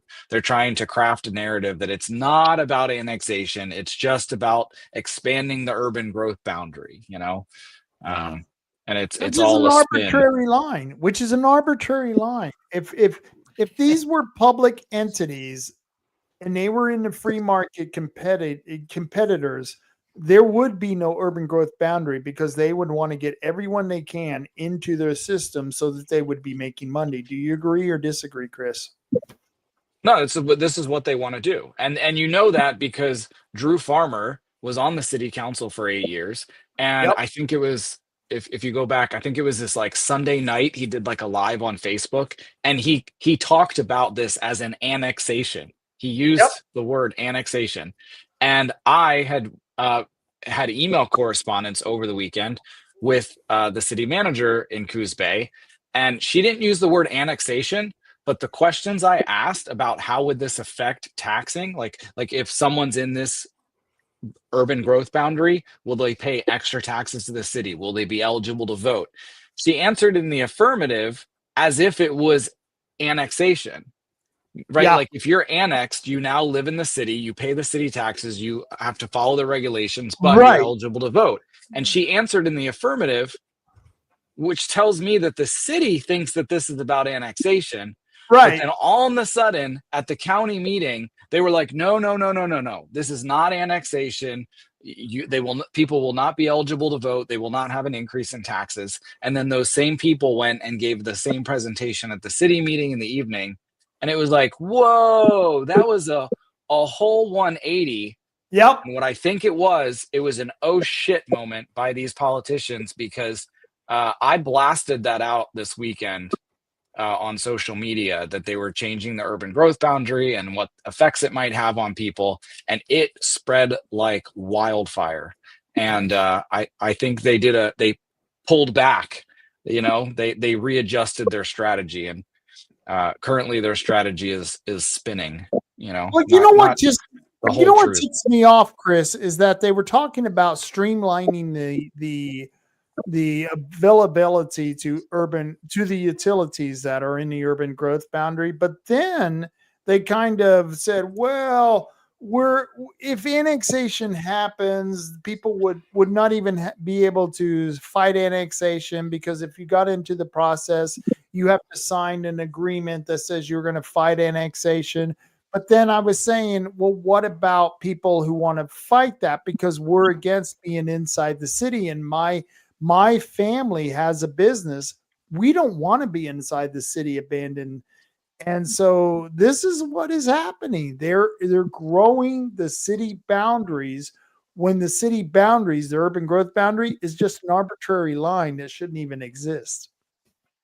Yeah, no, they're trying to privatize the services in those areas so that when they bring up the conversation around annexation, they say, well, look, if you guys don't do this, then we're not going to be able to provide these services in the future. So it's like a small short-term investment for a longer-term gain. Because the city, why would the city, I mean, they can't afford it, but also just in general, why would they extend utilities and services into a district that they have no revenue coming in from?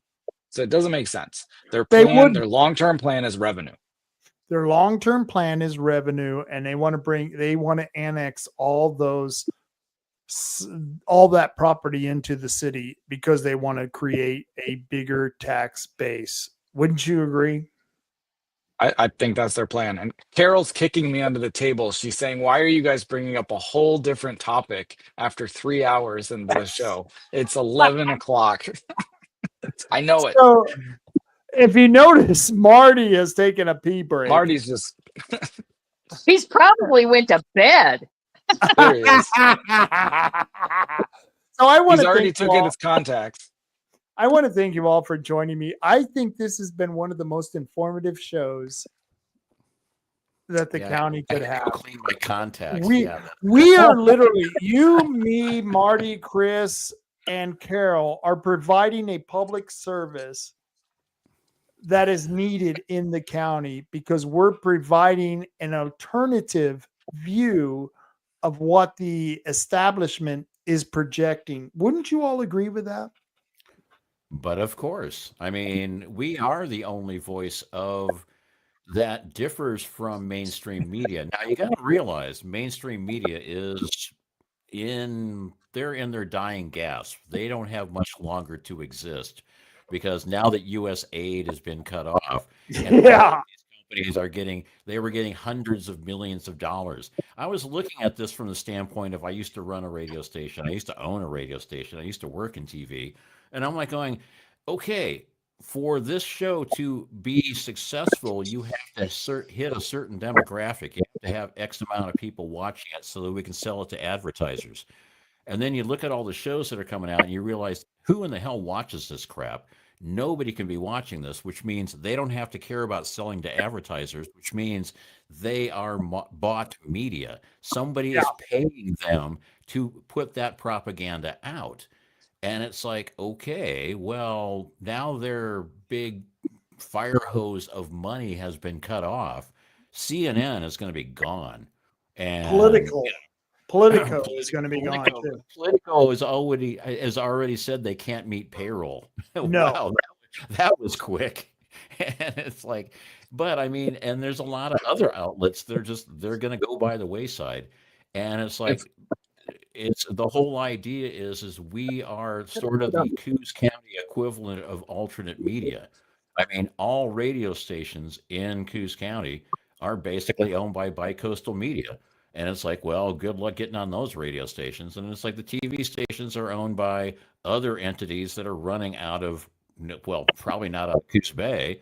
So where are we going to get local news, local media, and local opinions other than this? I mean, we're it. So yeah. Bone Dunlap, he says urban renewal is funded by the Department of Housing and Urban Development, which it is not. It is funded by our tax dollars. I wonder if DOJ has plans of auditing HUD. It would be interesting to see what HUD spends on things like expanding urban renewal boundaries. Now HUD has very little to do with urban renewal because it's a local taxing district. But HUD itself is going to have to provide the subsidization for the people who are going to live in low-income housing provided by the urban renewal project that the North Bend City Council wanted to provide. Would you disagree or not agree with that, Chris? Oh, geez. I was watching Carol Ceiling with that one. I concur. You can't concur. You have to give me an answer, damn it. I had to get plugged in. Carol, what the hell are you doing, man? I think DOJ should look at everything, and I think they will. I mean, what if they've had like a week or two and already, and they've done so much. So I just hope they keep going. And the past couple of days, I've really been thinking, like, is there a way that I could reach out to someone like out there, someone in this federal government administration, this new administration we have, that could help us out here in Coos County with stuff that's just like the DOJ thing, the efficiency committee we want to do, like the jail funding. I mean, if Trump's big on law and order, and he finds out about how lawlessness is infecting Coos County, is there something he could do? I mean, like, I know it sounds like it's just a fake idea that won't act, but like, what if all it takes is like an email or two to the right person? I was in a little bitty city in Oregon. It'd be a great story. I was thinking the same thing, Chris. I was thinking the same exact thing, that somehow I should write to DOJ and let them know what's going on in Coos County. I mean, it's not even just urban renewal, but it's like the intermodal container complex that they want to put in, is that it's all automated and it's all supposed to be run on electrical cranes and electrical components. And it's very difficult to put these components in. And I personally don't think they should spend the $1.8 billion that they need to put in this intermodal container cargo plant in the North Spit. I don't know. It's a good idea for Coos County, maybe, but I don't know. But I've been pinging the DOJ folks. I've been pinging some of the people that I know that are in DOJ. I've been pinging some other people, like going, if you need any, have them send us a kit so we can form our own local chapter. Because I don't know why, but our commissioners won't do it. I try and be nice to these guys and work with them. But like an efficiency committee, like why? Come on, guys. Why would that not be a benefit to Coos County? We want to help the county. Yeah, we want to help the county. Oh, I'm sorry, we can't let you do that. Yeah. Why is that? Well, because then we might have to give up control. I'm like, oh, no, no, no. I'm just trying to help the county. I'm not trying to take over anything. Nah, no, please don't. So No. you're not going to believe this. MJ Golder has been watching this full entire podcast. She's been with us from the beginning. And I don't know. I maybe cannot she's believe drinking it. too. Glutton for I can't believe punishment. it either. Wow. But she says, I met was her it? husband at the meeting last night, and He was a he's nice awesome. guy. Like Yeah. like we need more common sense, Yeah. conservative people to get out there and get involved. So I encourage him to do that. Well, MJ Golder says, wasn't Trump Jr. in Myrtle Point recently? I saw a post of him in the Spruce Street bar. Start there. So, okay. So Trump was here. And by the way, from what I heard, we have a guy here in Myrtle Point who is one of the top people for hunting. He's one of the ones who can go out and scout the elk. And basically what he does is he points out the elk and then people shoot the elk and they can say, we went big game hunting. But that's what Don Jr. did here. So my question is was that a good idea? Because you guys saw the pictures of Don Trump Jr. in Coos County hunting for elk. Well, it might give us entree to the big man, or at least somebody in his circle, where it's like, hey, can we do Doge Coos County size? Do you have a Doge starter kit? Do you have I Doge, you Doge, everybody can Doge, or something where we can get all this stuff together? Because, it's not like we don't have the ability to do it. We just need a little help from the outside. I mean, we need a lobbyist. We need someone to go to DC for like a month and just sit outside their office and follow them to a bar after work and just get them talking and get them drunk and get them talking. Have you ever heard of Coos County? Hand it over to yeah. You want a shot of tequila? Wait a minute, where did Chris go? It looks like Chris just dropped off. Maybe his cabin. Maybe one of the drones got his cabin. You there you go, me. Chris. I don't know I'm what happened offended. to you. You disappeared for a moment. Yeah. Was it something I said? I don't know, but MJ Golder says he could connect to you to the big guy. I don't know. Big guy. I just want to be connected to like Elon or any. Yeah. I mean, I align myself with the autists and the programmer guys. It's like, just give me access. Give me access. I also think there's a lot we can do just on our own. You don't need anyone's permission to do a lot of this stuff. But the neat thing about having a commission, like county committee or something, is that we would kind of have that blessing. So I could go into the clerk's office and have a conversation with the clerk and maybe some other employees and just kind of figure out, maybe are there some inefficiencies here, and ask them some questions. Right now, if I did that as a private employee or a private person, it probably wouldn't go over well. They'd tell me I have to make a public records request. It would cost $30,000 and I would get nowhere. So but we can try it, but it's hard. We can try it. So I want to thank all three of you for coming on the show. I got to get you out of here. We've been on for 3 hours. Can you believe that? We've been on for 3 hours. Yeah. Let me start with Chris. Chris, is there anything you want to tell the people before I get you out of here? I have said enough for all of 2025. So thank you. I appreciate everybody. And thank you all for being part of Coos County. I love this place. All right. I'll talk to you later, Chris. Peace. All right, Carol, I'm going to you next. Is there anything you want to say to the listeners before I get you out of here? What I need to say is I believe my phone's going to die. I've got it on a charger here, but it looks like I'm getting real low. So no, this has been fun. Thank you. And, get involved. Remember, we eat the elephant one bite at a time. And, we will make progress. Yeah, I totally agree with that. Good night, you guys. Good night, Carol. You have a wonderful night. And thank you for being the exemplary representative for all of this nation. Thank you very much. Thank you. All right. Thanks. Talk to you later.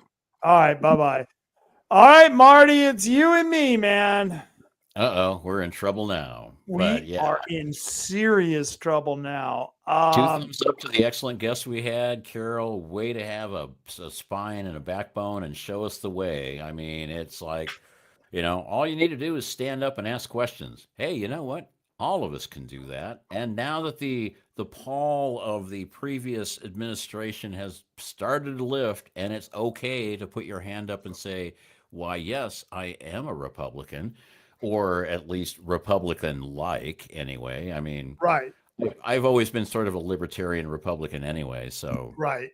But anyway, the whole idea is do you like the Constitution? Do you like the whole concept of America as a place where you can have free speech and you can live the life you want to, and you can associate with the people you want to, and have those kind of things? Yes, that's what I like. I didn't like the whole, I had to, hood the fact that I was a Republican, and I had to be worried about what I said, when I said it, in what company I said it, and so forth and so on. Well, that seems to be going away. And we seem to be having, what do they call it? What did he say? It's the new golden age of America, and I'm looking forward to that. And one of the things, Chris kind of spoke about it, and one of the things he did miss out on was Eisenhower on his way out also said, beware of the military-industrial complex, because you know what? People really, the people that make war weapons, that make billions of dollars with war weapons, they really want that stuff to keep going. They really do. And they will buy their way into positions of power. One of the things I found out today that was most annoying, how we hear all the, we hear all this stuff about how Soros buys all these DAs and he's corrupting our justice system and so forth and so on, and he's a multi-billionaire, and it's like, well, I found out today through USAID, he got almost $300 million. So it wasn't even his money he was using to destroy America. It was our money that he was using against us. And I'm like going, that crap has got to stop. And that's why I like what Doge is doing. And I want to do a Coos County version of Doge myself. Not that I think there's anything big going on or anything wrong going on, but just to have that transparency and have the ability to look at it and go, you know what? I can look at this and it all makes sense. Or I can look at this and say, hey, this is something we can fix. Let's all get behind that fix. But when we're constantly being fed BS, at some point you just kind of go, at a national level, we've been fed nothing but BS for the last 8 years, and we know why. But, it's like it sort of just spills over to where, especially our politicians in Oregon, they just don't think they have to be accountable to anything. And that's because we don't have elections that count. If you don't have elections that count, we have people like David Brock Smith. We have people like Kotek. We have people like, all these people that are in power that are doing these really, really stupid things that they wouldn't do if there were any repercussions for their actions, because they know there are no repercussions for their actions. They can't get voted out. And it's like, hopefully that will change, and hopefully there will be an accounting. This is not payback. This is not vengeance. This is bring justice back to normal. Let's bring common sense back. Let's make common sense common. That'd be a nice thing. Let's try that. I love that. Make common sense common. That goes along with Diane Rich's stop the stupid. Stop the stupid. Yeah. I love that. Stop the stupid. And make common sense common and stop the stupid. Stop the stupid. Thank you, Marty. And I will see you next week. Yeah. Thanks for having me on. It's always a lot of fun. And, and off I go for a little skiing and fun. And then I'll be back. I'll probably be back around Friday. So if you need to suck me into another one of these shows because you need some guy to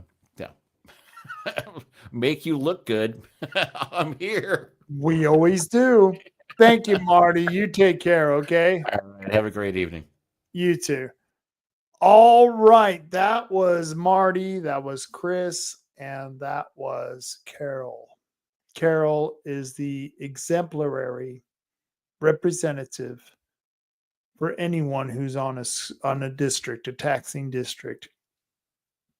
And I would recommend to all of you to please consider running for one of these special districts.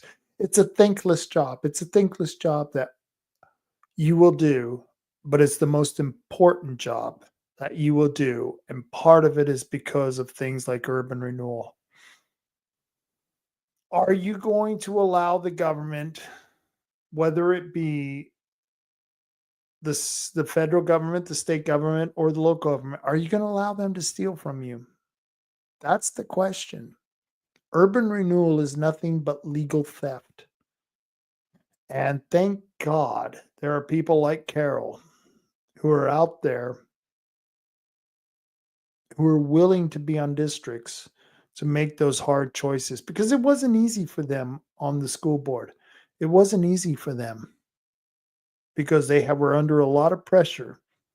And to get a 6-1 vote against an urban renewal district, that was historic. That was historic. And we should praise all of the members of the North Bend School District because they asked the questions, they came to their own conclusion, and the conclusion was no, we're not going to support more government welfare. I wish that Mayor Inglekey would have joined me tonight. Maybe I should invite David Milliron. I have no animosity towards any of these people. I wish they would come on the show and talk to all of you because you deserve the answers that we need. And I've gone on for about 3 hours with all these people. I don't know how more of an explanation I can give. And if Jessica Inglekey or David Milliron came on this show, I would give them all the time that they need to explain their argument. And then I would have a discussion with them about that argument, which is what we all need in this country. We've made a lot of mistakes.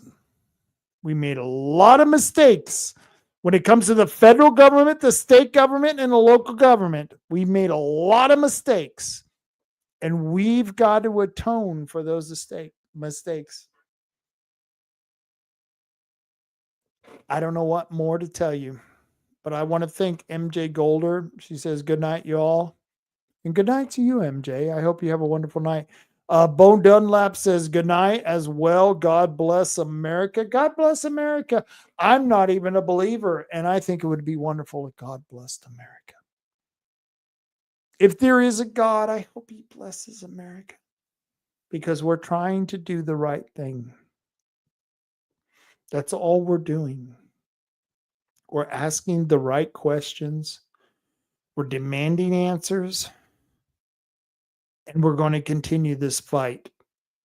And as Americans, you as Americans, you have a duty to make sure that what is going on in your government is sound. Because if it's not sound, then it's wrong. There's something wrong with it. And there's a lot of wrong with our government. Look at Doge. Look at what they're finding out with USAID. And we didn't even talk about that tonight.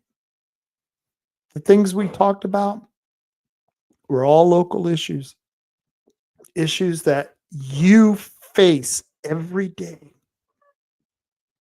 You have to confront these issues every day. And if we don't answer these questions, if we don't have someone to answer these questions, then are we making the right decision? And I think that the school board of North Bend made the right decisions. And Jessica Inglekey, if you're watching this, I would invite you onto my show. I would invite David Milliron, all of you, to speak what you think is your argument for or against the positions that we are taking. I'm all for it. I think this is a beautiful thing. Lenny Ketchum just says, Shots together one day. Yeah, Lenny, one day we'll have to take shots together. I'll be honest with you, I'm as drunk as a skunk, but I don't care.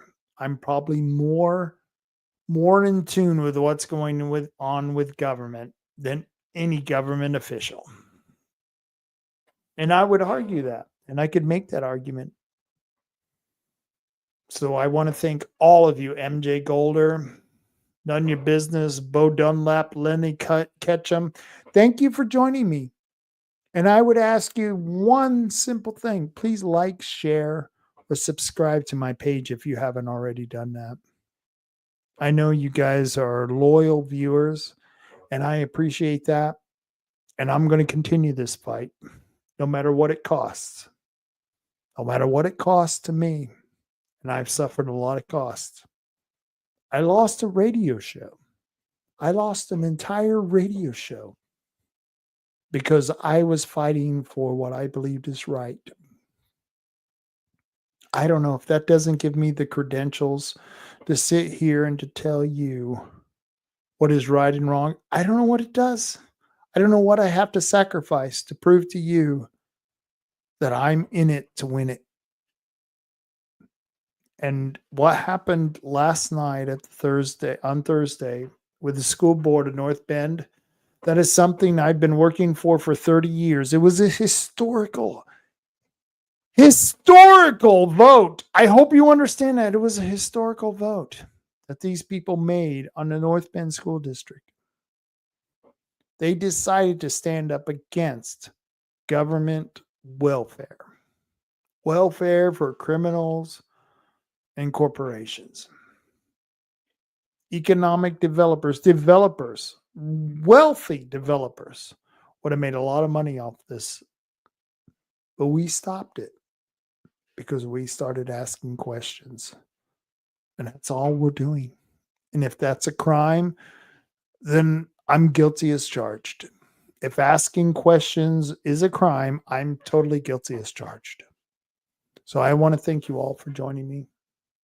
I want to thank you for tuning in and listening to our arguments for or against whatever we're discussing. But we're going to be discussing more, and I hope you tune in. So please like, share in my page. Let me see if I can get the banner up there. There's the banner. There's the banner. Let me get rid of the comment. Lenny says US, US, US. Yeah. The United States. What a beautiful concept. I hope you all can join me. And we're going to have an interesting discussion. We're going to be continuing this discussion on Monday's show. And I won't be drinking then, so I'll be a lot more in tune, I guess. I will be here Monday, and we will have a guest on talking about all the issues that affect you.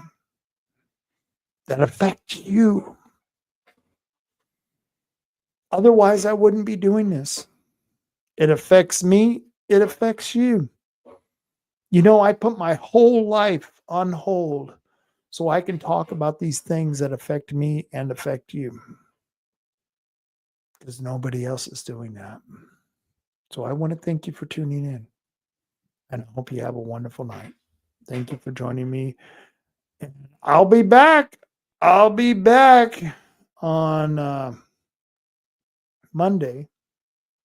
Because, you know, we're going to be talking about the usual stuff. But I got to promote some people here. Because, you know, that's what I do.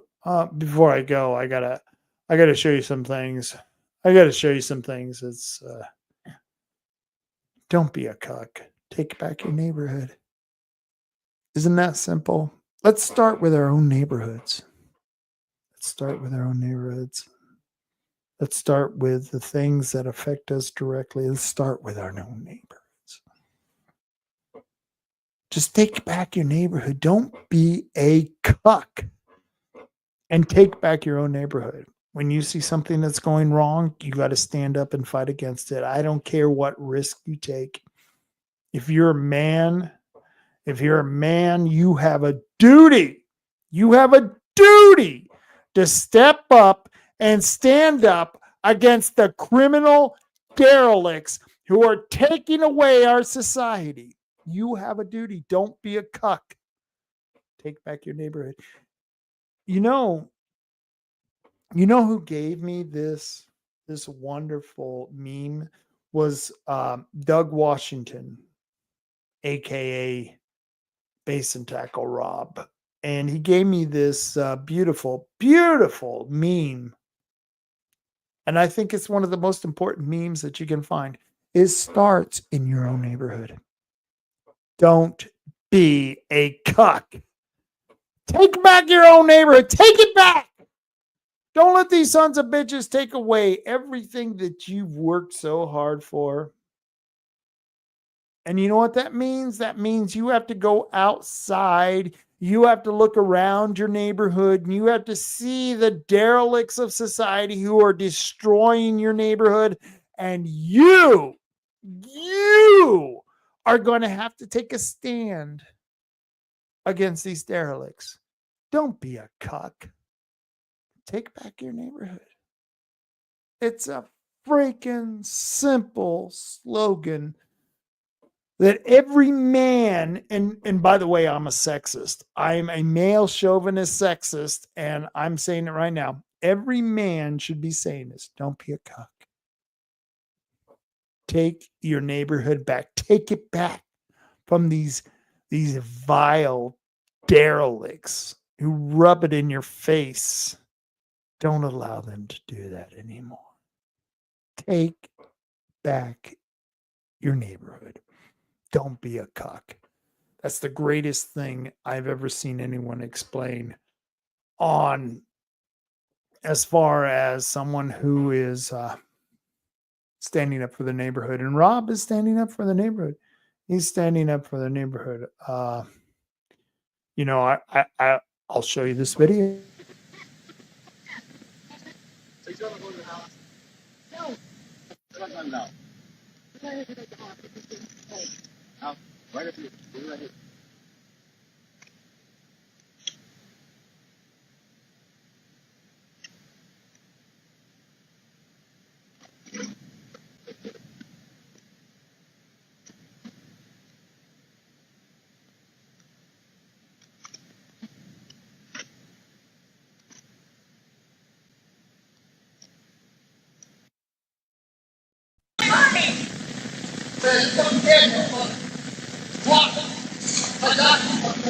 Come and get him.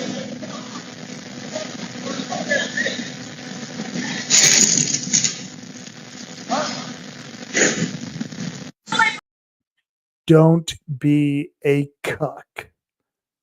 Take back your neighborhood. You saw that video. That was Rob from Base and Tackle with his axe handle. Just like the movie Walking Tall. Remember Walking Tall? Going out there with your axe handle and taking care of business. Take back your fucking neighborhood, people. You're the only ones who can do it. You're the only ones who can do it. If you're waiting for the police, forget it. If you're waiting for the sheriff, forget it. If you're waiting for the county commissioners or the state legislature, forget it. You are the first line of defense in this war against the criminals who are going to take your neighborhood. Don't be a cuck. Don't be a cuck. Take your neighborhood back. It's a very simple expression. Let's see. I got one comment. Don't be a weenie. Yeah, don't be a weenie. Don't be a cuck. I couldn't agree with you any more, Lenny.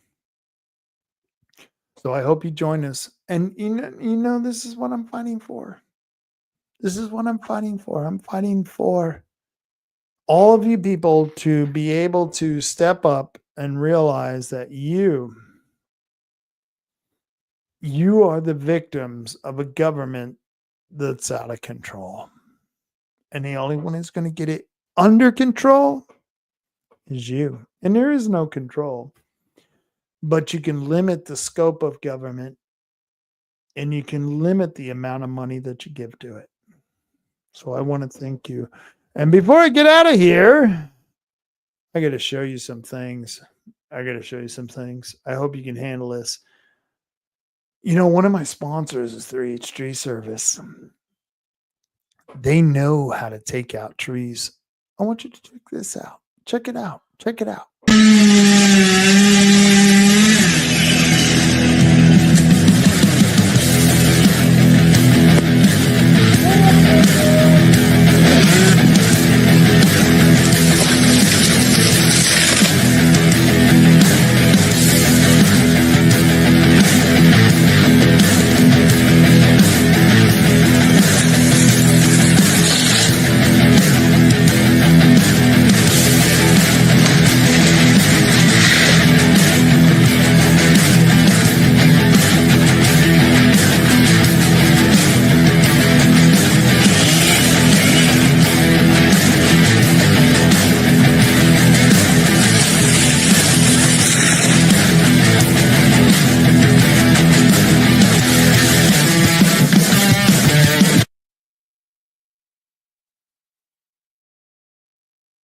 3H Tree Service, one of the most important people you can get in contact with. Why? Because they are a veteran-owned business. They're a family-owned business. 541-294-1800. 541-294-1800. If you need to get those trees removed, 3H Tree Service, they're the people to do it. And of course, Tom and Gigs for all your automotive needs. Go to Tom and Gigs. Talk to Tim and Shanna. They can talk to you about a private business. But Tom and Gigs, if you need a tonneau cover, you need shocks, struts, any of those things, you need a muffler, you need to get your car aligned. Guess what? Tom and Gigs can take care of it. 135 South Shoneman. And they're in the Empire neighborhood behind the car wash. If you know where the Empire neighborhood is, you know where the car wash is. So go to Tom and Gigs. And of course, Herbal Choices, one of my favorite choices for all those herbal needs. Herbal Choices, you can find 5 locations. One in Reedsport, one in North Bend, one in Coos Bay, and my favorite, South Abandon. Herbal Choices for all your herbal needs. And don't forget about the Charleston store. They got a store in Charleston. Really great people. And Oregon Firearms Federation. Gosh, where would I be without telling everyone about Oregon Firearms Federation? If you are concerned about your Second Amendment rights, then you need to go to OregonFirearms.org. They're not my sponsors, but I like to mention them. I like to mention them because they're good people. Bandon Gun Club at bandongunclub.org or tigersportspark.org. And you can talk about all of those firearm needs that you have. They can take care of it. And if you're worried about all the criminals in your neighborhood, go to Coos County Neighborhood Watch on Facebook. Coos County Neighborhood Watch. They're a hell of a group of people. You know, they're watching you. We're watching you. We know what's going on. And we're going to be there when you fuck up. So don't worry about it. We're watching you. Coos County Neighborhood Watch. I suggest you become a member immediately. So I want to thank you joining me for tonight. Let's see. Let me give you some music here. I'm going to get some music here.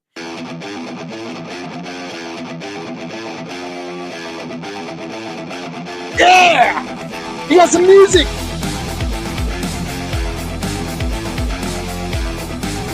Thank you for joining me. I appreciate it. You guys rock. Send me again. I hope so. Until then, you know what I always say. Carry on, Coos County. Carry on.